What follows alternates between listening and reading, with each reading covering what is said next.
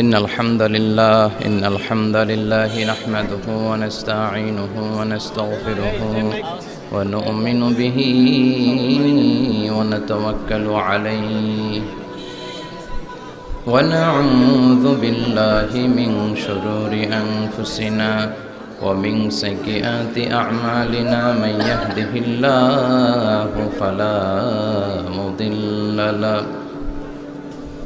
ومن يضلل فلا هادي له أي فلن تجد له وليا مرشدا ونشهد أن لا إله إلا الله وحده لا شريك له هو الذي لا ضد له ولا ند له لا مثل له ولا مثيل له لا وزير له ولا كفيل له لا شبه له ولا شبيه له لا ولد له ولا والد له وهو الواحد الفرد الصمد لم يلد ولم يولد ولم يكن له كفوا أحد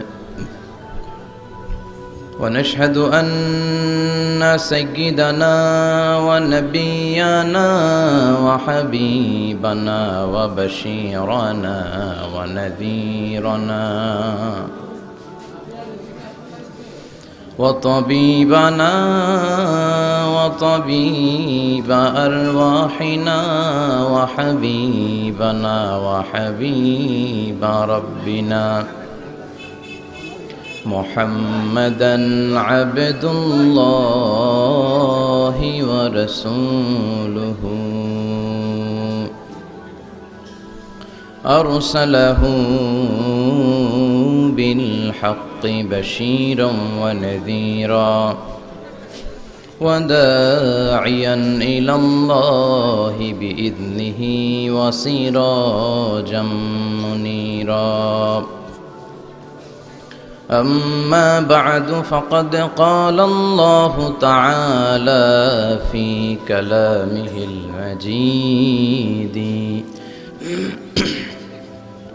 وفي فرقانه الحميد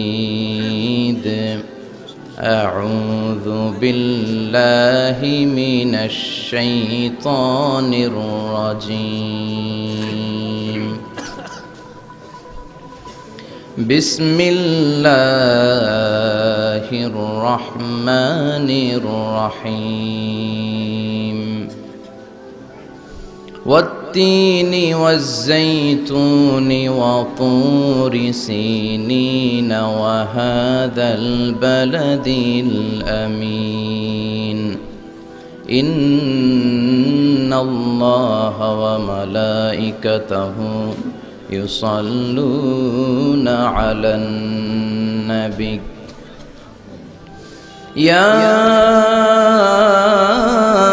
أيها الذين آمنوا صلوا عليه وسلموا تسليما اللهم صل على محمد وعلى آل محمد كما صليت على إبراهيم وعلى آل إبراهيم إنك حميد مجيد اللهم بارك على محمد وعلى آل محمد كما باركت على إبراهيم وعلى آل إبراهيم إنك حميد مجيد সকল প্রশংসার মালিক কে আল্লাহ সকল ক্ষমতার উৎস কে আল্লাহ কেউ যেটা পারে না পারে কে আল্লাহ সে আল্লাহর জন্য পড়ছি আমরা আলহামদুলিল্লাহ আওয়াজ করে পড়েন রব্বানা লাকাল হামদ হামদান কাসীরান তাইয়িবান মুবারাকান ফীহি ইয়া রাব্বি লাকাল হামদু কামা ইয়ানবাগি লিজালালি ওয়াজহিকা وعظيم سلطانك لك الحمد بالإيمان لك الحمد بالإسلام لك الحمد بالقرآن আমরা প্রশংসা করলাম কার? সব সময় প্রশংসা করব কার? আল্লাহর প্রশংসা করলে লাভ না লস? আল্লাহ বলে যদি আমার নেয়ামতের প্রশংসা করো আমি নেয়ামত বাড়িয়ে দেব, আর যদি নাশুকরি করো আমি এমন আযাব দেব জেনে রেখো ইন্না বাতশা রাব্বিকা লাশাদীদ, নিশ্চয়ই তোমার রবের পাকড়াও, তোমার রবের অ্যাটাক পানিশমেন্ট বড় ডেঞ্জারাস। কারণ আমি আল্লাহ সব সময় ধরি না, ধরলে ছাড়ি না, ধরে ধরে ধরে না, ধরলে আল্লাহ ছাড় দেয় কিন্তু ছেড়ে দেয় না, ঠিক কিনা? আমরা পুলিশকে যতটুকু ভয় পাই আল্লাহরে তার অর্ধেকও ভয় পাই না, তাই না? পুলিশ দেখলে অনেক ভয় পাই, র্যাব দেখলে অনেক ভয় পাই, বন্দুকের নল যদি মাথায় কেউ ধরে অনেক ভয় পায়, এর অর্ধেক আল্লাহরে ভয় পাই না, কারণ দেখি না যে। তো এই সব কিছুর চাইতে বেশি ভয় পাইতে হবে কাকে? আর সব সময় প্রশংসা করতে হবে কার?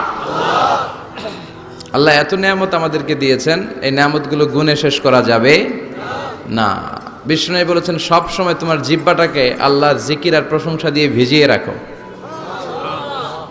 কি করবেন?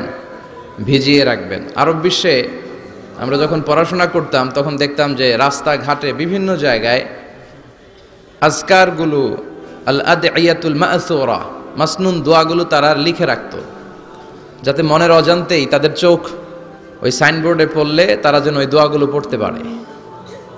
রাস্তার মধ্যে লেখা থাকতো সুবহানাল্লাহ, আলহামদুলিল্লাহ, আল্লাহু আকবার, লা ইলাহা ইল্লাল্লাহ। আপনি উঁচু কোনো জায়গায় উঠবেন বা লিফটে দিয়ে উপরে উঠবেন, সিঁড়ি দিয়ে উপরে উঠবেন, ওঠার সময় বায়ে লেখা আল্লাহু আকবার। কারণ হাদিসে এসেছে ইদা সাইদনা কাব্বারনা, আমরা যখন উপরের দিকে উঠতাম আমরা পড়তাম আল্লাহু আকবার। ওয়া ইদা নাযালনা সাব্বাহনা, আর যখন আমরা নিচের দিকে নামতাম আমরা পড়তাম সুবহানাল্লাহ। এজন্য হেঁটে হেঁটে কিংবা সিঁড়ি দিয়ে কিংবা লিফট দিয়ে, এলিভেটর দিয়ে আপনি যখন উপরের দিকে উঠবেন কি পড়বেন? আওয়াজ করে পড়েন, কি পড়বেন? আর নিচের দিকে নামলে কি পড়বেন? এই তাসবিহগুলো পড়ে পড়ে জিহ্বাটারে ভিজিয়ে রাখার দরকার আছে না নাই? আমরা যেন আল্লাহর জিকির আর শুকর দিয়ে আমাদের হৃদয়টাকে, জিহ্বাটাকে সিক্ত করে রাখতে পারি। আল্লাহ তুমি তৌফিক দাও। ফরজ সালাতের পরে বিশ্বনবী তাসবিহগুলো পড়তেন, আমরা পড়তে চাই না। আল্লাহ রাসূল সাল্লাল্লাহু আলাইহি ওয়াসাল্লাম সালাম ফেরানোর পরে পড়তেন আল্লাহু আকবার, 3 বার পড়তেন আস্তাগফিরুল্লাহ আস্তাগফিরুল্লাহ আস্তাগফিরুল্লাহ, সুবহানাল্লাহ 33 বার, আলহামদুলিল্লাহ 33 বার, আল্লাহু আকবার 33 বার, লা ইলাহা ইল্লাল্লাহু ওয়াহদাহু লা শারীকা লাহু লাহুল মুলকু ওয়া লাহুল হামদু ওয়া হুয়া আলা কুল্লি শাইইন কাদির। আয়াতুল কুরসি পড়তেন, লম্বা লম্বা অনেক দোয়া করতেন। এগুলো আমরা করি না, আমরা ছোট্ট একটা মুনাজাতের জন্য পাগল হয়ে যাই, তাই না? আসসালামু আলাইকুম ওয়া রাহমাতুল্লাহ, আসসালামু আলাইকুম ওয়া রাহমাতুল্লাহ, আল্লাহুম্মা আমিন বিরহমাতিকা ইয়া আরহামার রাহিমিন, তাই না? আমিন ইয়া আরহামার রাহিমিন। তো হইলো কিছু? তাড়াহুড়ো করবেন না, তাসবিহ পড়বেন, জিকিরগুলো পড়বেন, এগুলো আপনার অন্তরটাকে সিক্ত রাখে। ফরজ সালাতের পরে আয়াতুল কুরসি পড়তে হয়। মান কারাআ আয়াতাল কুরসি দুবুরা কুল্লি সালাতিন মাকতুবা লাম ইয়ামনাহু মিন দুখুলিল জান্নাতি ইল্লাল মাউত। প্রত্যেক ফরজ সালাতের পরে যে আয়াতুল কুরসি পড়ে তার জান্নাতে ঢোকার ব্যাপারে কোনো বাধা থাকে না একটি জিনিস ছাড়া, সেটা হলো তার মৃত্যু। লোকটা মরে না তাই জান্নাতে যায় না, মরলেই জান্নাতি। প্রত্যেক ফরজ সালাতের পরে আয়াতুল কুরসি পড়বেন তো? আর সর্বাবস্থায় বেশি বেশি করে পড়বেন আস্তাগফিরুল্লাহ। কি পড়বেন? আমার সাথে আওয়াজ করে পড়েন আস্তাগফিরুল্লাহ, আর আওয়াজ করে পড়েন আস্তাগফিরুল্লাহ। বেশি বেশি যারা ইস্তেগফার পড়ে তাদের 5টা লাভ। আওয়াজ করে বলতে হবে কয়টা? 5টা। নাম্বার 1, মান লাজিমাল ইস্তিগফার জাআলাল্লাহু লাহু মিন কুল্লি দীকিন মাখরাজা।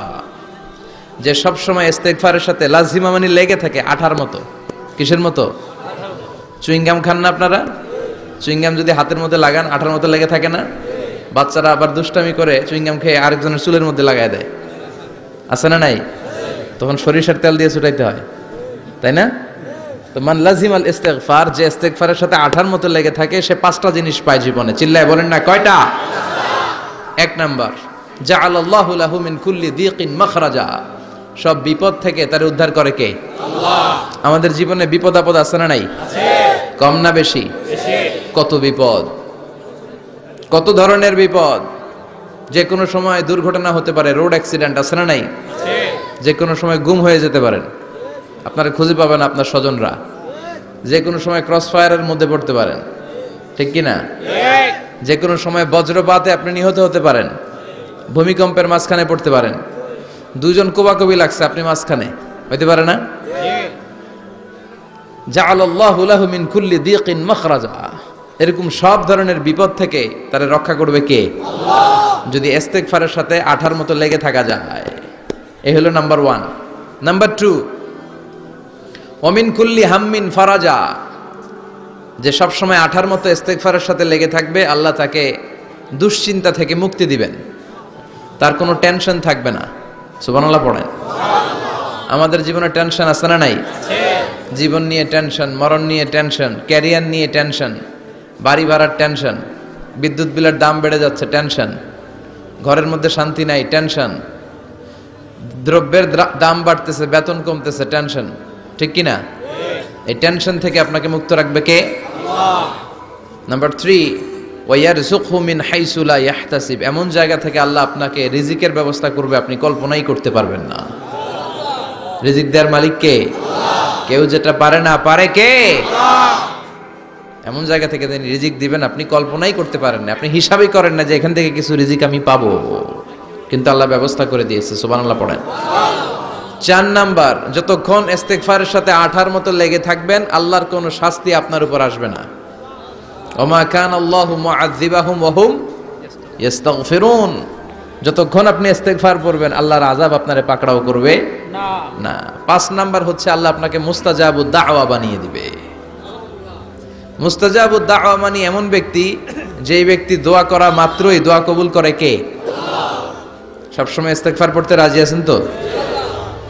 আপনারা ইমাম আহমদ ইবনে হাম্বলের নাম শুনেছেন? আমরা ইসলামে 5টা মাযহাবের প্র্যাকটিস করি, কোরআন সুন্নাহর আলোকেই আমরা করি। হানাফি, শাফিঈ, মালিকি। 4 নাম্বারটা আপনারা বলেন। হাম্বলি। হানাফি, শাফিঈ, মালিকি, তারপরে হাম্বলি। এই হাম্বলি মাযহাবের ধারক এবং বাহক ইমাম আহমদ ইবনে হাম্বল, উনি অনেক বড় যুগ শ্রেষ্ঠ মুহাদ্দিস ছিলেন। একক স্বতন্ত্র হাদিসের কিতাব হিসেবে পৃথিবী খ্যাত যে হাদিসের কিতাবটা, যেটার মধ্যে সবচাইতে বেশি সংখ্যক হাদিস আনা হয়েছে, মুসনাদ আহমদ ইবনে হাম্বল, এটার রচয়িতা উনি। সুবহানাল্লাহ পড়েন। প্রায় 40,000 হাদিসের কালেকশন ওই কিতাবের ভেতরে আছে। এই হাদিস কালেকশনের জন্য ইমাম আহমদ ইবনে হাম্বল বছরের পর বছর, যুগের পর যুগ, শহর থেকে গ্রাম, গ্রাম থেকে শহর চষে বেরিয়েছেন। ওনার শেষ জীবনটা উনি হাদিস সংগ্রহের কাজে ব্যয় করেছেন। একবার এক সফরে তিনি রাত্রিবেলা বেরোলেন। ইস্তেগফার পড়লে যে কি করে মানুষ মুস্তাজাবুদ দাওয়া হয় শুনেন। রাত্রিবেলা সফরে তিনি বেরোলেন, হাদিস সংগ্রহের সফর। পথিমধ্যে এক মসজিদে মাগরিবের নামাজ পড়লেন, এশার নামাজ পড়লেন। প্রচন্ড শীত, তিনি ভাবলেন আজকের রাতটা মসজিদেই কাটায় দেই, ফজরের সালাত পড়ে তারপরে বেরোবো। ব্যাগ থেকে কাঁথা বের করে তিনি শুয়ে পড়লেন। কিন্তু মসজিদের দারোয়ান এসে বলে, মসজিদে তো থাকা যাবে না, আপনি বের হন। ইমাম আহমদ ইবনে হাম্বল বললেন, আমি বৃদ্ধ মানুষ, প্রচন্ড শীত, কই যাব? আমি ফজরেরও মুসল্লি, ফজর নামাজও এই মসজিদে পড়বো, আমারে বাজান তুমি থাকতে দাও। দারোয়ান বলেন, নো, থাকা যাবে না, মসজিদে থাকা যাবে না, বের হন, না হলে গাঠটি সহ বের করে দেব। চিনে নাই এটা যে ইমাম আহমদ ইবনে হাম্বল, সে বুঝতে পারে নাই। তো দারোয়ানের সাথে সুবিধা করতে না পেরে ইমাম আহমদ ইবনে হাম্বল ব্যাগ নিয়ে বেরোয় গেলেন। প্রচন্ড শীত, কাঁপছেন। হঠাৎ দেখে সামনে এক বাজার, ওই বাজারে এক খাব্বাজ বসে আছে। খাব্বাজ মানে রুটি বিক্রেতা। খাব্বাজ মানে যুবক, একজন রুটি বিক্রেতা, রুটি বিক্রি করে। যে যুবককে সালাম দিলেন, আসসালামু আলাইকুম। যুবক পড়লো, আলাইকুম আসসালাম। ইমাম আহমদ ইবনে হাম্বল বলল, যুবক, আমি মুসাফির মানুষ, থাকার জায়গা নাই, প্রচন্ড শীত। এই যে তুমি চুলার মধ্যে উনুনে রুটি বানাচ্ছ, আমি যদি তোমার চুলার পাশে বসে রাতটা কাটাই, তোমার কোনো সমস্যা হবে? যুবক বলেন, নো, কোনো সমস্যা নাই। আহলান ওয়া সাহলান ওয়া মারহাবান বিক, খোশ আমদেদ, সুস্বাগতম, আসেন। আপনি আমার চুলার পাশে বসে আগুন পোহালে আমার সমস্যা কি? আসেন আসেন বসেন, আপনি মুরব্বী মানুষ। ইমাম আহমদ ইবনে হাম্বল আল্লাহ শুকরিয়া করে চুলার পাশে বসে শীতের রাতে চুলা থেকে তাপ নিচ্ছেন, আগুন পোহাচ্ছেন। আর তিনি দেখতে লাগলেন যুবক আটা দিয়ে রুটি বানায় আর পড়ে আস্তাগফিরুল্লাহ, রুটির খামির বানায় আর পড়ে আস্তাগফিরুল্লাহ, গোল গোল করে খামির দিয়ে দলা বানিয়ে সাজিয়ে রাখে আর পড়ে আস্তাগফিরুল্লাহ, রুটি বেলুন দিয়ে বলে এটারে চুলার ভেতরে ঢুকায় আর কি পড়ে পড়ে আস্তাগফিরুল্লাহ। ক্রেতা আসলে ক্রেতাকে রুটি দেয় আর পড়ে, ক্রেতার হাত থেকে টাকা নিয়ে ক্যাশ বক্সে রাখে আর কি পড়ে। ইমাম আহমদ ইবনে হাম্বল তো অবাক, ঘটনা কি? আসার পর থেকে এই যুবকটার দেখতেছি খালি পড়ে আস্তাগফিরুল্লাহ আস্তাগফিরুল্লাহ। তিনি কৌতূহল বশত বললেন, যুবক মা লাকা ইয়া শাব দাইমান তাকরাউনা আস্তাগফিরুল্লাহ, হে যুবক তোমার ঘটনাটা কি? আসার পর থেকেই তুমি শুধু দেখতেছি পড়তেছো আস্তাগফিরুল্লাহ আস্তাগফিরুল্লাহ, কারণটা কি? যুবক বলে, আমি সবসময় ইস্তেগফারের সাথে আঠার মতো লেগে থাকি, আর লেগে থাকার কারণে এর বরকতে আল্লাহ আমাকে মুস্তাজাবুদ দাওয়া বানিয়ে দিয়েছে। মানে আল্লাহ আমাকে এমন বানিয়েছে যে আমি দোয়া করা মাত্রই আমার দোয়া কবুল করে কে? আল্লাহ। ইমাম আহমদ ইবনে হাম্বল বললেন, আনতা মুস্তাজাবুদ দাওয়া, তুমি মুস্তাজাবুদ দাওয়া, মানে তুমি দোয়া করলেই সেটা কবুল হয়ে যায়? যুবক বলে, নাআম আনা মুস্তাজাবুদ দাওয়া, আমি আমার জীবনে যত দোয়া করেছি সব কবুল করে নিয়েছে কে? আল্লাহ। আমি মুস্তাজাবুদ দাওয়া, আমি দোয়া করতে দেরি কবুল হতে সেটা দেরি হয় না। তবে আমার পুরো জীবনের সব দোয়া কবুল হলেও একটা দোয়া এখনো কবুল হয় নাই। এটা শুনে ইমাম আহমদ ইবনে হাম্বলের কৌতূহল, কিউরিসিটি আরো বেড়ে গেল। তিনি বললেন, তোমার জীবনে সব দোয়া কবুল হয়েছে, একটা দোয়া কবুল হয় নাই, কি সেই দোয়া আমারে বলো? যুবক বলে, আমার জীবনে যে দোয়াটা কবুল হয় নাই সেটা হচ্ছে আমি আল্লাহর কাছে দোয়া করে বলেছিলাম, আল্লাহ শুনেছি এই জামানার সবচেয়ে বড় মুহাদ্দিসের নাম হচ্ছে ইমাম আহমদ ইবনে হাম্বল, আমি যেন ওই ইমাম আহমদ ইবনে হাম্বলের কপালে একটা চুমু দিয়ে মরতে পারি, তুমি তৌফিক দিও। ইমাম আহমদ ইবনে হাম্বল নিজেকে আর ধরে রাখতে পারলেন না, চোখের পানি ছেড়ে দিলেন, যুবককে জড়িয়ে ধরলেন আর বললেন, ইয়া শাব, আহমদ ইবনে হাম্বলের কপালে চুমু দেওয়ার জন্য আহমদ ইবনে হাম্বলের দরবারে তোমার যাওয়ার দরকার নাই, আহমদ ইবনে হাম্বল নিজেই তোমার দরবারে ছুটে এসেছে। আনাল আহমদ ইবনে হাম্বল, আমি নিজেই আহমদ ইবনে হাম্বল। চিল্লায় পড়েন আল্লাহু আকবার। যুবকটি চিৎকার মেরে সাইয়েদনা আহমদ ইবনে হাম্বলকে জড়িয়ে ধরল, আহমদ ইবনে হাম্বলের হাতে হাত রেখে মুসাফা করলো, আহমদ ইবনে হাম্বলের কপালে একটা চুমু এঁকে দিল আর বলল, ইয়া আহমদ ইবনে হাম্বল, এই ইস্তেগফারের কারণে আমার জীবনের সব দোয়াই কবুল হয়ে গিয়েছে। আপনি সব সময় যদি ইস্তেগফারের সাথে লেগে থাকেন, আপনারে মুস্তাজাবুদ দাওয়া বানাবে কে? আল্লাহ। এজন্য অবসরে যখন কোনো কাজ থাকে না, বেশি বেশি ইস্তেগফার পড়া যাবে না? ইস্তেগফারের সাথে আঠার মতো লেগে থাকা যাবে না? আওয়াজ করে পড়েন আস্তাগফিরুল্লাহ, আরো জোরে পড়েন আস্তাগফিরুল্লাহ, আরো জোরে পড়েন আস্তাগফিরুল্লাহ। আল্লাহ আমাদের ইস্তেগফার তুমি কবুল করো, আমিন। আরো জোরে পড়ি আমিন। আসুন আমরা আল্লাহর নামের 3টা তাকবীর পড়ব। 3টা তাকবীর পড়ে আমরা কোরআনের তাফসীরের দিকে যাব। আমি পড়ব লিল্লাহি তাকবীর, আপনারা পড়বেন আল্লাহু আকবার। আওয়াজ করে পড়তে হবে। আল্লাহ বলেছেন, ওয়া রাব্বাকা ফাকাব্বির, তোমার রবের নামের বড়ত্বের ঘোষণা দাও। আমার সাথে সাথে পড়েন আল্লাহু আকবার, আল্লাহু আকবার, আল্লাহু আকবার। 2 দিন ব্যাপী 34তম ওয়াজ ও দোয়ার মাহফিল, শিকারপুর দারুল কোরআন জিলানিয়া সিনিয়র মাদ্রাসা। প্রতিষ্ঠাতা আমার মরহুম মাগফুর নানা ভাই শাহ মোহাম্মদ গোলাম সাদেক সাঈদী রাহিমাহুল্লাহ, পীর সাহেব আড়াইবাড়ি দরবার শরীফ, কুমিল্লা। গত বছরও ছিলেন, এবছর চলে গেলেন। আল্লাহ ওনার কবরটাকে তুমি জান্নাতুল ফেরদাউসের বাগান বানাও, আমিন। আজকের প্রোগ্রামের সভাপতি হযরত মাওলানা গোলাম পরওয়ার সাঈদী আরাফাত, আমার সম্মানিত মামা শ্বশুর, পীর সাহেব আড়াইবাড়ি দরবার, কুমিল্লা। আল্লাহ ওনাকেও তুমি ইসলামের জন্য কবুল করো, আমিন। আমি আমার খুতবার শুরুতে সূরাতুত তিন থেকে তেলাওয়াত করেছি। আসুন এই সূরাটি থেকে আমরা কিছু কথা শুনি, আমলের নিয়তে, ইখলাসের নিয়তে। সূরাটার নাম হচ্ছে সূরাতু আত-তিন। সবাই বলেন সূরার নাম কি? এটি মাক্কি সূরা। কি সূরা? এই সূরার আয়াত সংখ্যা 8টি। কয়টি? আমরা জানি কোরআনের সূরাগুলো 2 ভাগে বিভক্ত, একটা মাক্কি একটা মাদানী। সেই হিসেবে এই সূরাটি মাক্কি। এই সূরাটি কি মাক্কি। কোরআনের চ্যাপ্টারগুলো নিয়ে মাঝে মাঝে ভাববেন যে কত ধরনের চ্যাপ্টার আল্লাহ দিলেন। সূরাকে আরবিতে বলে চ্যাপ্টার, সূরাকে আরবিতে কি বলে? তাহলে আওয়াজ করে উত্তর দেন তো, কোরআনের ভেতরে চ্যাপ্টার আছে কয়টা? 114টা। এই চ্যাপ্টারের নাম দিলেন তিনি ফলের নামে, সুবহানাল্লাহ পড়েন। 3 মানে ডুমুর ফল। 3 মানে কি? ডুমুর ফল। খেয়েছেন কখনো? খান নাই? শিকারপুরে হয়? গাছ আছে শিকারপুরে? নাই না? আছে? ছোটবেলা আমরা শুনতাম ডুমুর ফল খেলে নাকি মানুষ পাগল হয়ে যায়। আপনারা শুনছেন? এরকম অনেক আজে বাজে কথা কিন্তু আমরা ছোটবেলা শুনেছি, যেগুলোর ভিত্তি নাই। বলা হতো পরীক্ষার দিন সকালে কেউ যদি ডিম খেয়ে যায় তাহলে পরীক্ষা নাকি ডিম পায়। এটা ভুয়া কথা, ডাহা মিথ্যা। আমি সব সময় ফাইনাল পরীক্ষার দিন সকালে ডিম খেয়ে যেতাম আর পরীক্ষা দিয়ে ফার্স্ট হয়ে যেতাম। এজন্য ডিম খেয়ে গেলে কেউ ডিম পায় না। আমরা বিশ্বাস করি খাইরিহি ওয়া শাররিহি মিনাল্লাহি, ভালো হোক মন্দ হোক করে কে?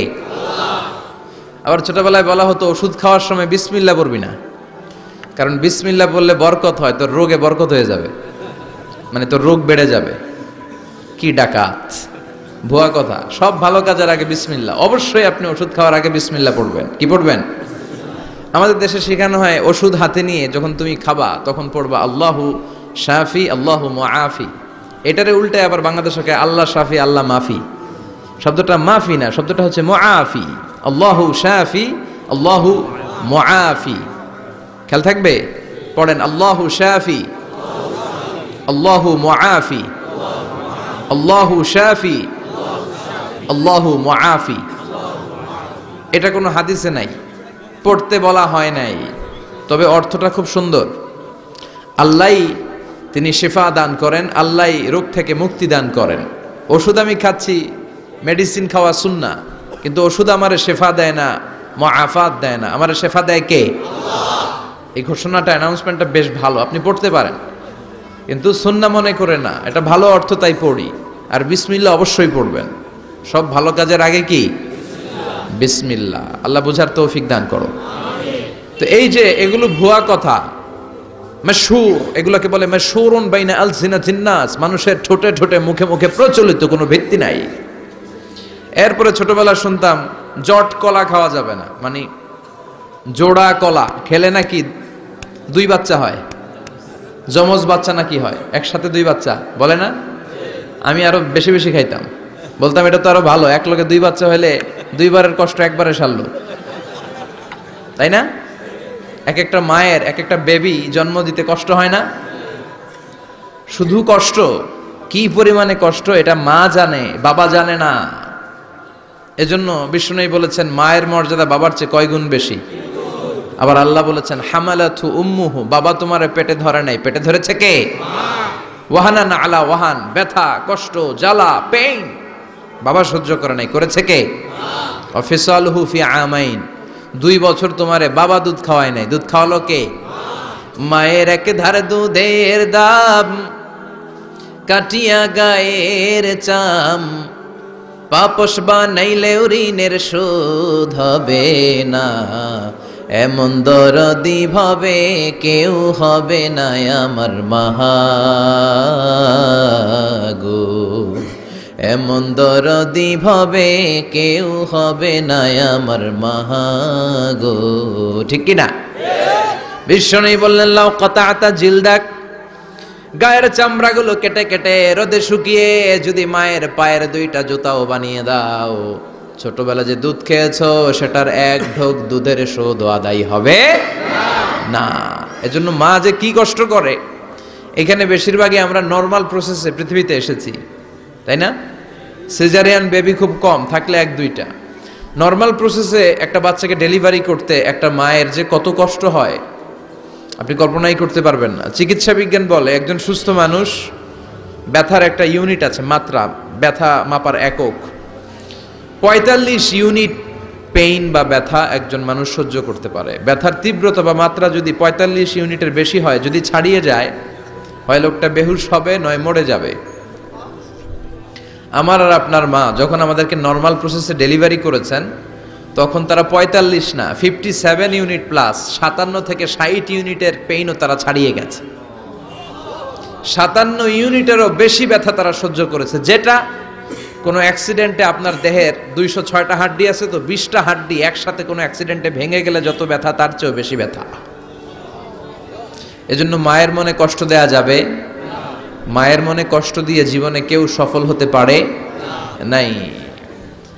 সাইয়েদনা মূসা আলাইহিস সালাম আল্লাহর একবার জিজ্ঞেস করলেন, আল্লাহ মাইয়া কুনু জালিসি ইয়াউমাল কিয়ামা, আল্লাহ আমার সাথে কিয়ামতের দিন জান্নাতে সাথী কে হবে? আল্লাহ বললেন, জালিসুকা ফিল জান্নাতি জাজ্জার, তোমার সাথী হবে কিয়ামতের দিন বিচার শেষে জান্নাতে যখন ঢুকবা তোমার সাথী হবে একজন কসাই। কসাই চিনেন? কি করে? গোশত কাটে। সাইয়েদনা মূসা আলাইহিস সালাম অবাক হলেন, ঘটনা কি? কসাই? আমি হইলাম নবী আর আমার সাথে জান্নাতে থাকবে? হাউ কাম ইটস পসিবল, এটা কিভাবে সম্ভব? আল্লাহ বললেন, নিজেই দেখে আসো এটা কেমন কসাই। সাইয়েদনা মূসা আলাইহিস সালাম ছদ্মবেশে কসাইয়ের দোকানে দাঁড়িয়ে রইলেন।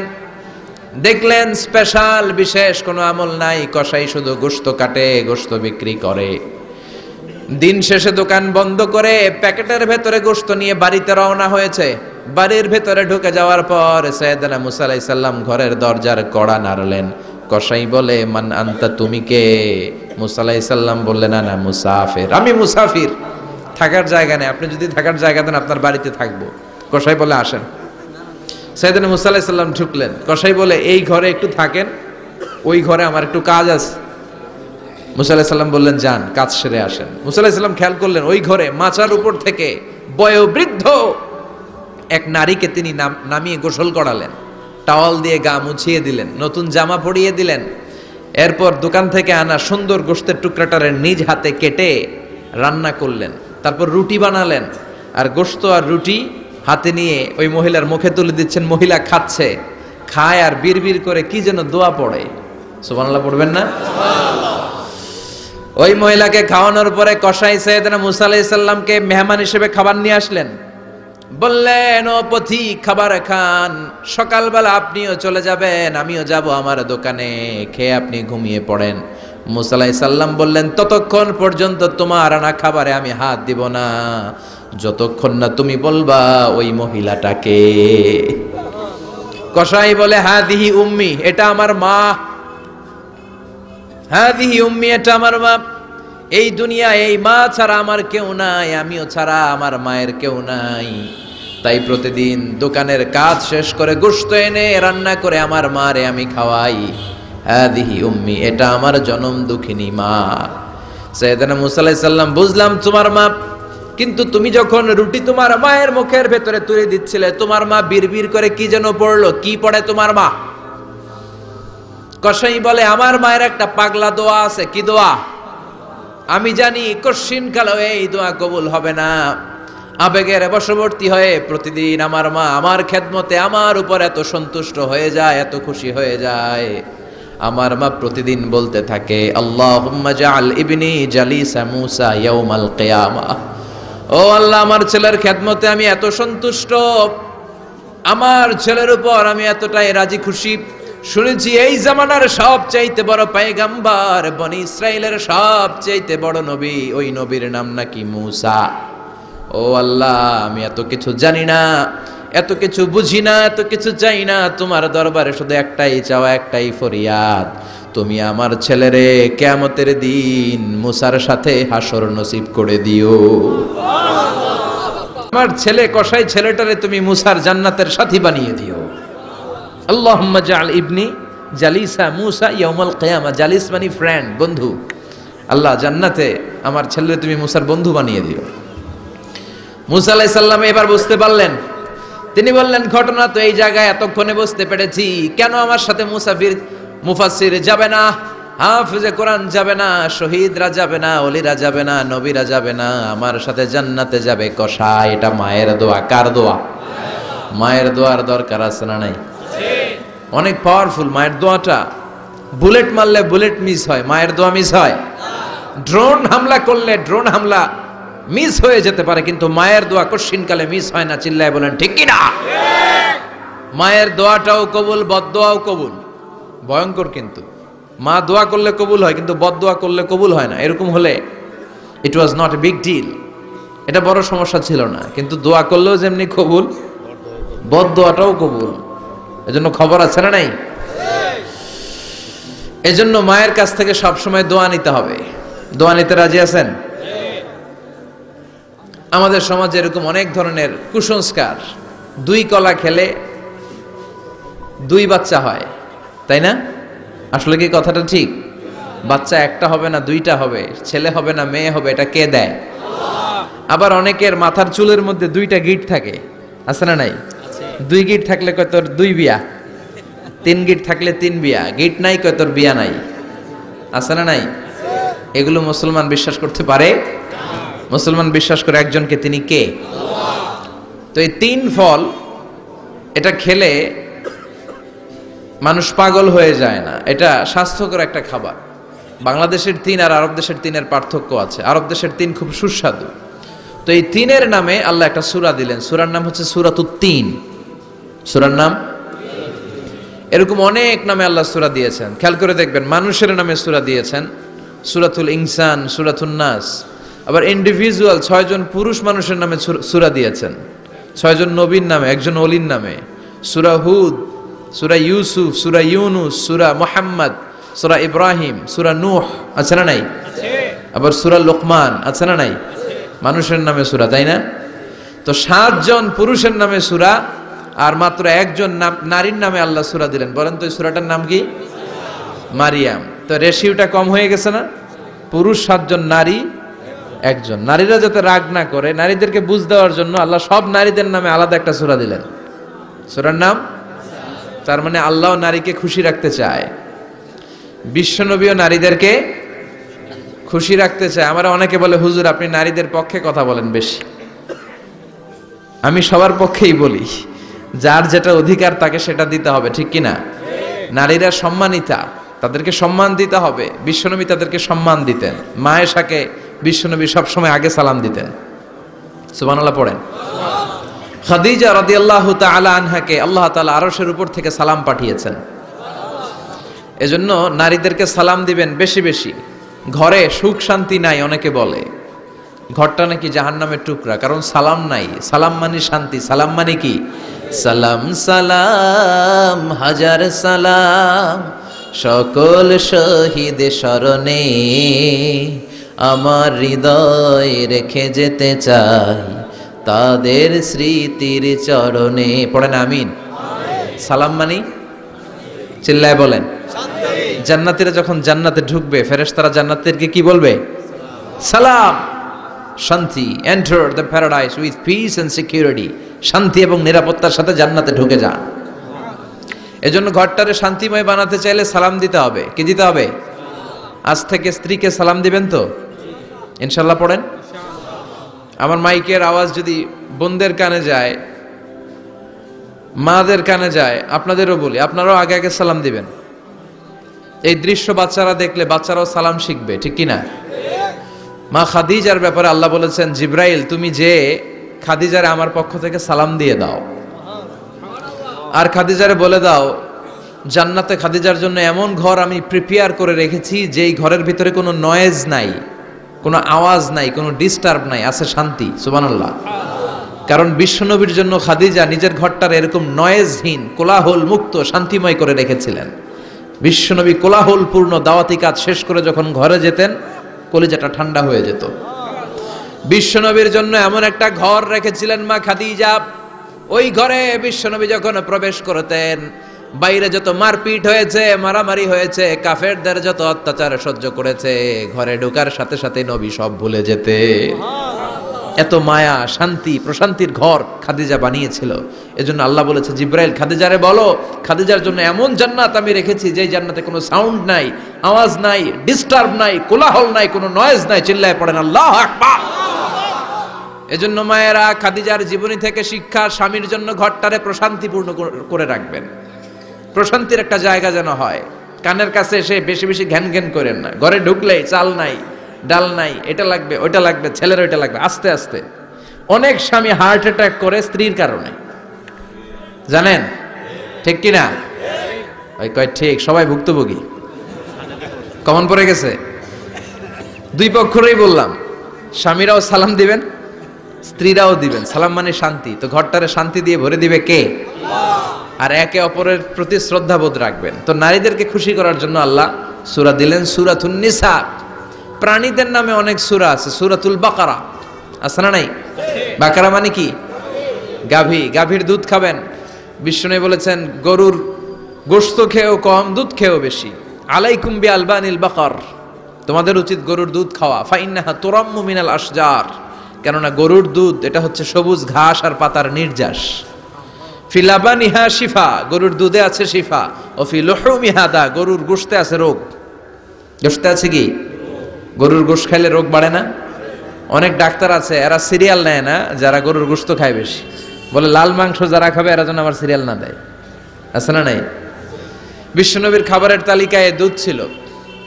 বিশ্বনবী বলতেন বেশি বেশি দুধ খেও, এবং বিশ্বনবী বলেছেন মায়েরা যেন তাদের বাচ্চাদেরকে দুধ খাওয়ায়।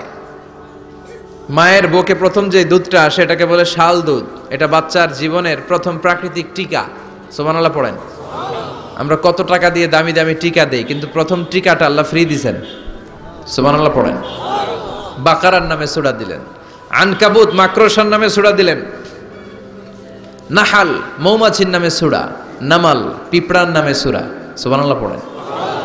এইভাবে আপনি খুঁজলে কোরআনের চ্যাপ্টারগুলো যে কত সুন্দর সুন্দর নাম দিয়ে আল্লাহ দিয়েছেন, তারই ধারাবাহিকতায় আজকের সূরাটির নাম দিয়েছেন আল্লাহ একটা ফলের নামে। কিসের নামে? তিন ফলের নামে। সূরার নাম কি? সাইয়েদনা বারা ইবনে আযিব রাদিয়াল্লাহু তাআলা আনহু বর্ণনা করেন, বুখারীর বর্ণনা। তিনি বলেন সামি'তু রাসূলুল্লাহ ইয়াকরাউ সূরাতাত তিন ফি সালাতিল ইশা। আমি বারা ইবনে আযিব রাদিয়াল্লাহু তাআলা আনহু এশার নামাজে বিশ্বনবীকে সূরাতুত তিন তেলাওয়াত করতে শুনেছি।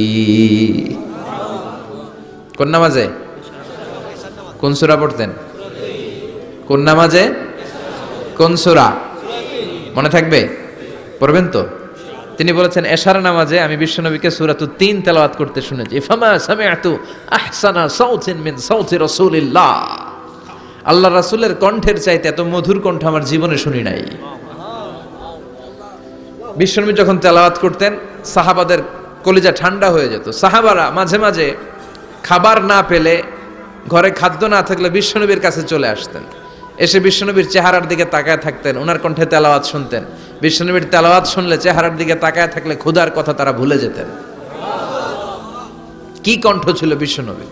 অনেকে বলে সাইয়েদনা দাউদ আলাইহিস সালামের কণ্ঠ ছিল অনেক চমৎকার, এটা ঠিক, কিন্তু বিশ্বনবীর চাইতে বেশি সুন্দর না। আকাবা উপসাগরের তীরে বসে সাইয়েদনা দাউদ যখন তেলাওয়াত করতেন, সাগরের মাছগুলো সাগর ছেড়ে ডাঙ্গায় চলে আসতো, বনের পশু বন ছেড়ে বাইরে আসতো, আকাশের পাখি আকাশ ছেড়ে দিয়ে নিচে নেমে আসতো।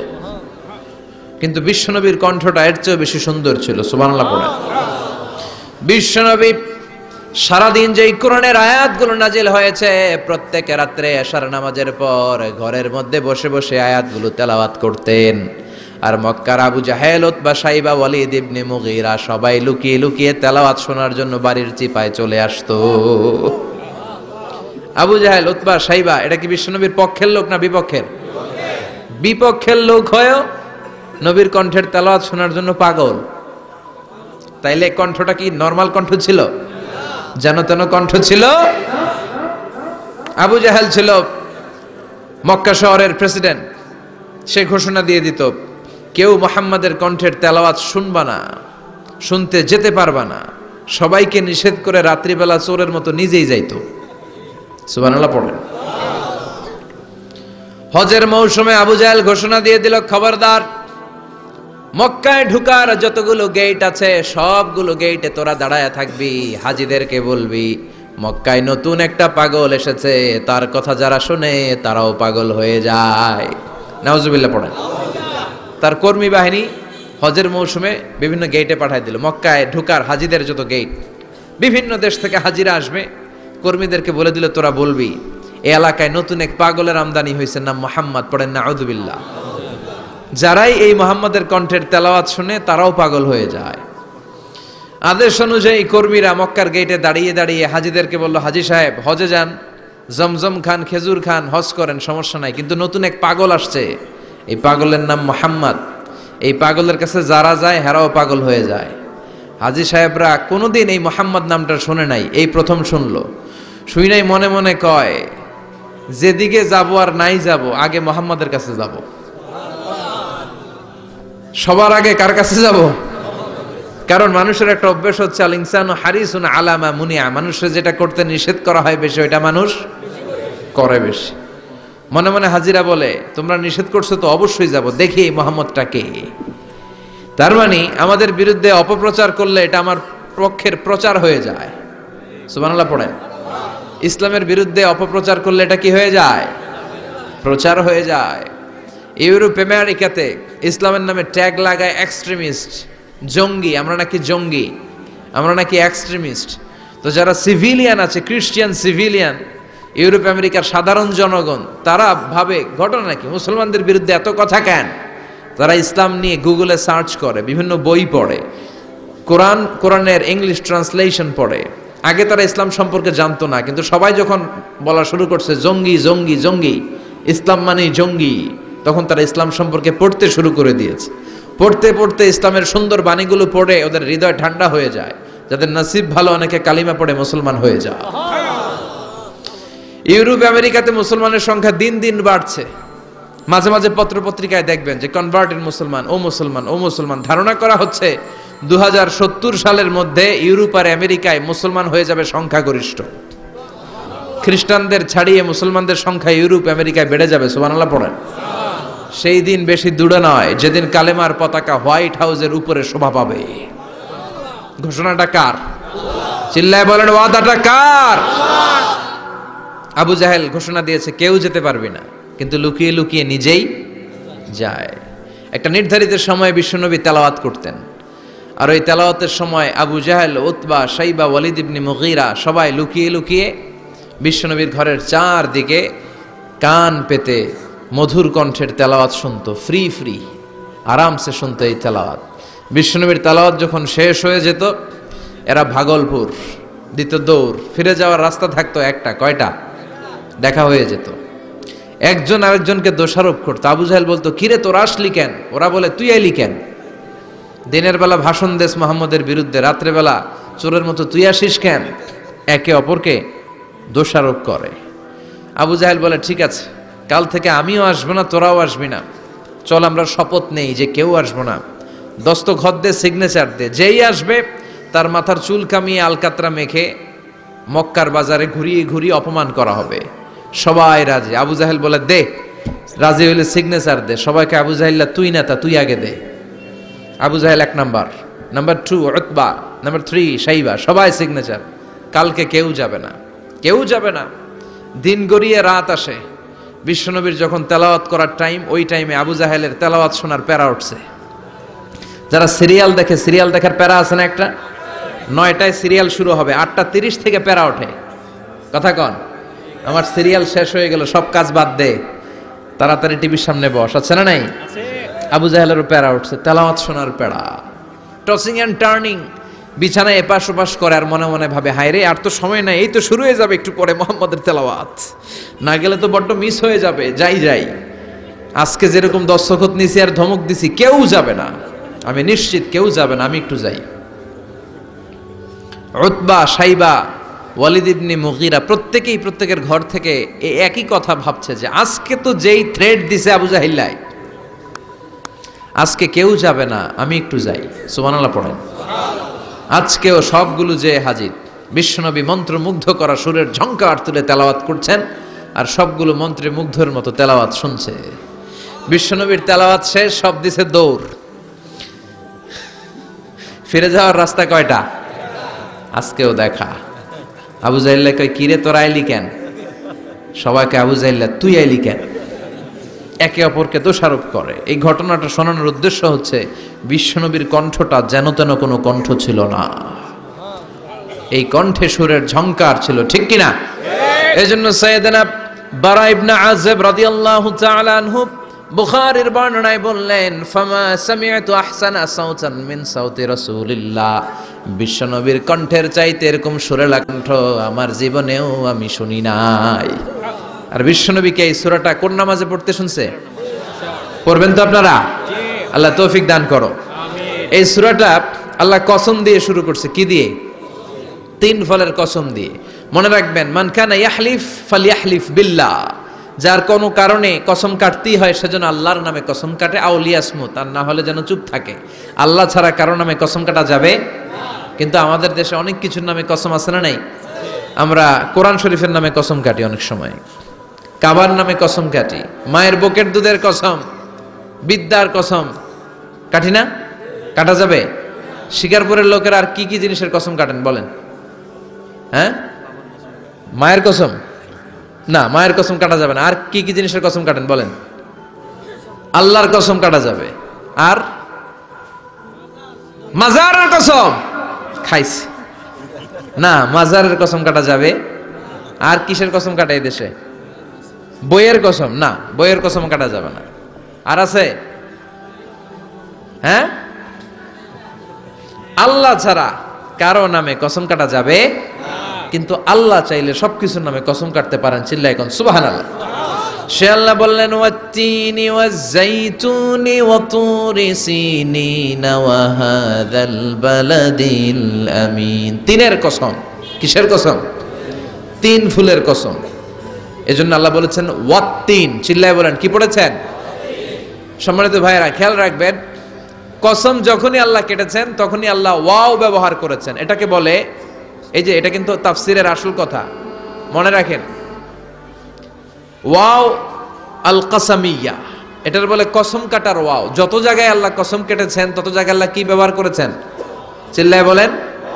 আমরা অবাক হয়ে গেলে আমরা পড়ি ওয়াও, এই ওয়াও না, আমরা ওয়াও বলি না?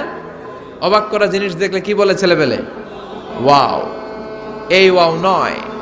তো যত জায়গায় কসম তত জায়গায় ওয়াও।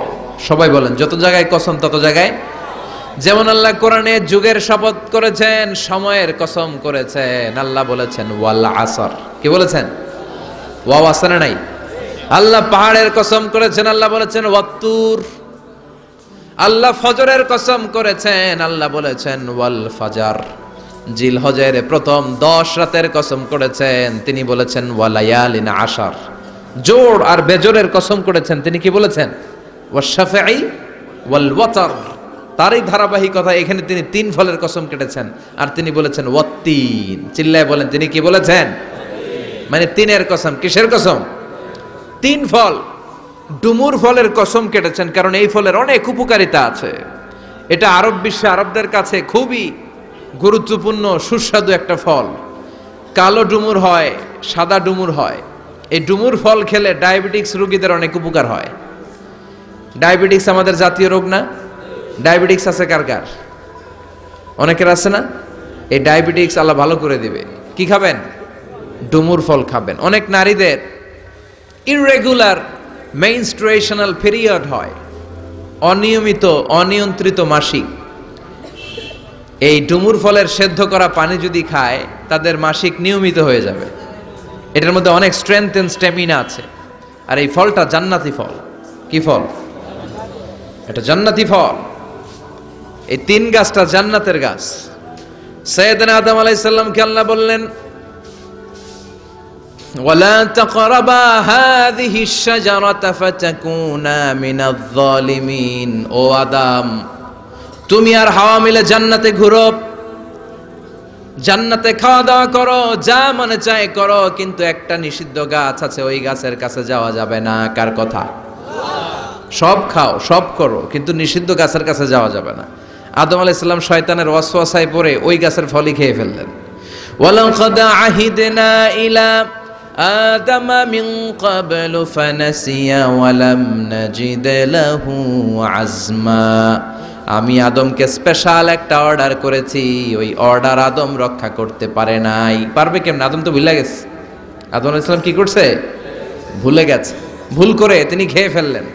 শয়তানের ওয়াসওয়াসায় পড়ে শুধু আদমই খান নাই, হাওয়াও খেলেন আলাইহিমাস সালাম। খাওয়ার সাথে সাথে ওনাদের জান্নাতের পোশাকগুলো খুলতে আরম্ভ করলো, নেকেড হতে শুরু করলেন। আদম আর হাওয়া দুইজনে কি হতে শুরু করলেন? উলঙ্গ হতে শুরু করলেন, গায়ের মধ্যে আর জামা নাই। সম্মানিত ভাইয়েরা, এখানে শিক্ষণীয় যে বিষয়টা সেটা হচ্ছে শয়তানের কাজ, শয়তানের মিশন জান্নাতেও যেটা ছিল দুনিয়াতেও এটা। শয়তানের মিশন হচ্ছে আদম জাত, বনি আদমের দেহ থেকে কেমন করে কাপড় খোলা যায়, নারীদেরকে কেমন করে উলঙ্গ করা যায়। জান্নাতে যেমনি আদম আর হাওয়া আলাইহিস সালামের কাপড় শয়তান খুলেছে, দুনিয়াতেও শয়তান আমাদেরকে অশ্লীল বানাতে চায়। চিল্লায় বলেন ঠিক কিনা? এজন্য আমার মায়েরা, আমার বোনেরা, যাদের কানে আমার মাইকের আওয়াজ যায়, খবরদার, শয়তানের এই ওয়াসওয়াসায় ফাঁদে পা দেয়া যাবে না। শয়তান চেয়েছে জান্নাতে কেমন করে মা হাওয়ার কাপড় খুলে ফেলা যায়, দুনিয়াতেও শয়তান চায় কেমন করে আপনাদেরকে নেকেড বানানো যায়। ঠিক কিনা? বাংলাদেশে নারীদের কাপড় এখন দেহের মধ্যে বাড়ছে নাকি কমছে? আছি আমরা এখন জামানায়, লাজ শরম গেছে হারায়। ঠিক কিনা? পাতলা শাড়ির বাহার, পাখি ড্রেস, লেহেঙ্গা পোশাক দেখে নারীর লাজে মরে যাই। হায় হায়, আছি আমরা এখন জামানায়, লাজ শরম গেছে হারায়। ঠিক কিনা? পোশাক আশাক নারীদের খাটো হতে শুরু করেছে, এটা শয়তানের মিশন। এজন্য মায়েরা বোনেরা খবরদার, পোশাককে ছোট করবেন না, খাটো করবেন না, হেজাব পরবেন। এই হেজাবকে ফরজ করেছে কে? এই হেজাব আপনার অধিকার, আপনার অধিকার আপনি বুঝে নেন। হেজাব আপনার অহংকার, এই হেজাব হচ্ছে আপনার আভিজাত্যের প্রতীক। চিল্লায় বলেন ঠিক কিনা? নারী অধিকারের যারা কথা বলে, নারী আন্দোলনের কথা যারা বলে, তাদের কথায় কান দিবেন না। এরা বক্তব্যের মঞ্চে উঠে নারীর অধিকারের কথা বলে, কিন্তু তাদের ঘরেই নারীরা বেশি নির্যাতিতা, তাদের ঘরের কাজের মেয়েগুলাই বেশি নির্যাতিতা। চিল্লায় এখন ঠিক কিনা? তারাই লোহা গরম করে কাজের মেয়েগুলোর পিঠে ছ্যাঁক দেয়, তারাই সুযোগ পেলে ধর্ষণে সেঞ্চুরি করতে দ্বিধাবোধ করে না। চিল্লায় এখন ঠিক কিনা? শয়তানের মিশন জান্নাতে ছিল যেটা, দুনিয়াতেও এটা। পোশাক কি করে আলাদা করা যায়, এই জন্য হেজাব যেন আমরা ভুলে না যাই। হেজাব আপনার আভিজাত্যের প্রতীক, আপনার সৌন্দর্য, আপনার সম্ভ্রম, আপনার স্ট্যাটাস তো আপনার হেজাবের মধ্যে শোভা পায়। ঠিক কিনা? কিন্তু দিনকে দিন পোশাক ছোট হতে শুরু করেছে। নতুন নতুন অনেক পোশাক বেরোয় নারীদের। কি পোশাক আছে বলেন তো একটা? হ্যাঁ, পাখি, আর কি আছে? লেহেঙ্গা, আর কিরণমালা, আর এগুলো পড়বেন না, হেজাব পড়বেন। হেজাবে একটা নারীকে যত সুন্দর, রূপবতী, গুণবতী, সুস্নিগ্ধা লাগে, অন্য কোনো পোশাকে লাগে? আল্লাহ আমাদেরকে বোঝার তৌফিক দান করো। সাইয়েদনা আদম আলাইহিস সালাম, হাওয়া আলাইহিস সালাম জান্নাতের ভেতরে যখন উলঙ্গ হয়ে গেল, লজ্জাস্থান ঢাকার জন্য জান্নাতের বিভিন্ন গাছের দিকে দৌড়ায়। দৌড়িয়ে দৌড়িয়ে যেই গাছের পাতা দিয়ে তারা সেদিন লজ্জাস্থান ঢেকেছিল, ওই গাছের নাম ছিল তিন গাছ। কি গাছ? ওই তিনের কসম কোরআনে কেটেছে কে? সেজন্য আল্লাহ বললেন, ওয়াত্তিনি ওয়াজ্জাইতুনি ওয়া তুরি সিনিনা ওয়া হাযাল বালাদিল আমিন। সুবহানাল্লাহ পড়েন। তিনের কসম, জাইতুনের কসম। জাইতুন মানে জলপাই, আওয়াজ করে বলতে হবে। জাইতুন অর্থ খাইছেন? জলপাইয়ের আচার খাই না আমরা? জাইতুন মানে জলপাই, ইংরেজিতে বলে অলিভ। তবে আমাদের জলপাই আর আরব দেশের জলপাই একটু গুণগত পার্থক্য আছে। আরব দেশের জলপাই একটু ছোট হয়, আমাদেরগুলো সাইজে বড় হয়। আরব দেশের জলপাই একসাথে অনেকগুলা খাওয়া যায়, আর আমাদের দেশের জলপাই আবার 2-3টার বেশি খাওয়া যায় না, অনেক টক না? এই 7টা জলপাই আর একটা 3, এই মিক্স রেশিওতে যদি আপনি রেগুলার খান, আপনার বার্ধক্য রোধ হবে, আপনার স্বাস্থ্য ভালো থাকবে। আলহামদুলিল্লাহ পড়েন। এই জাইতুন গাছগুলো আরব দেশে হিল ট্র্যাক্টস, পাহাড়ি এরিয়াতে হয়, 100 বছর বেঁচে থাকে। বিশ্বনবী বলেছেন, কুলু যাইতা ওয়াদ্দাহিনু ফাইন্নাহা মিন শাজারাতিন মুবারাকা। বিশ্বনবী বললেন, জাইতুনের তেল খাও, জাইতুনের তেল গায়ের মধ্যে দাও, জাইতুনের তেল মালিশ করো, জাইতুনের ভেতরে বরকত ঢুকায় দিয়েছে কে? জাইতুনের তেল দাড়িতে, চুলে মালিশ করলে দাড়ি চুল সহজে পাকে না। বিশ্বনবী সব সময় দাড়িতে চুলে জাইতুন মাখতেন। আমি নিজেও মাখি প্রতিদিন, আপনারাও মাখবেন। বাজারে পাওয়া যায়, যে বলবেন অলিভ অয়েল, কি বলবেন? অলিভ অয়েল বললে আপনাকে দিবে। স্পেনের, মেড ইন স্পেন, এদের অলিভ অয়েল ভালো। ফিলিস্তিনের যে অরিজিনাল অলিভ অয়েল, এটা ভালো, এটা খাওয়া যায়। তাম্বুতু বিদ্দুহুনি ওয়া সিবগিল্লিল আখিলিন, এটার অনেক কাজ, খাওয়াও যায়, মালিশও করা যায়, জাইতুনের ডাল ভেঙে মেসওয়াকও করা যায়। সুবহানাল্লাহ পড়েন। বিশ্বনবী বললেন নি'মাস সিওয়াকিয়াজ জাইতুন, জাইতুনের মেসওয়াক কতই না ভালো। ফাইন্নাহা সিওয়াকি ওয়া সিওয়াকুল আমবিয়াই মিন ক্বাবলি, কেননা আমি বিশ্বনবী নিজে জাইতুনের ডাল ভেঙে মেসওয়াক করি, আমার আগে লক্ষাধিক নবীরা সবাই জাইতুনের ডাল দিয়ে মেসওয়াক করেছেন। সুবহানাল্লাহ পড়েন। আপনার দেহের ব্যাড কোলেস্টেরলের লেভেল কমে যাবে যদি জাইতুন আপনি খান। দাড়িতে মাখবেন, চুলে মাখবেন, আবার সালাদের মধ্যেও জাইতুনের তেল দিয়ে খাওয়া যায় যদি এক্সট্রা ভার্জিন হয়। লেস দেন 1% অ্যাসিড দিয়ে এটাকে পিউরিফাইং করলে এটার বলে এক্সট্রা ভার্জিন। এরপর আরেকটা আছে ভার্জিন, 2% অ্যাসিড দিয়ে পিউরিফাইং করে। 3, 4, 5% অ্যাসিড দিয়ে পিউরিফাইং করলে ওটার বলে রিফাইন্ড পিওর, ওটা গায়ে মালিশ করবেন। বরকত আছে না নাই? এজন্য এই দুইটার কসম কোরআনে কেটেছে কে?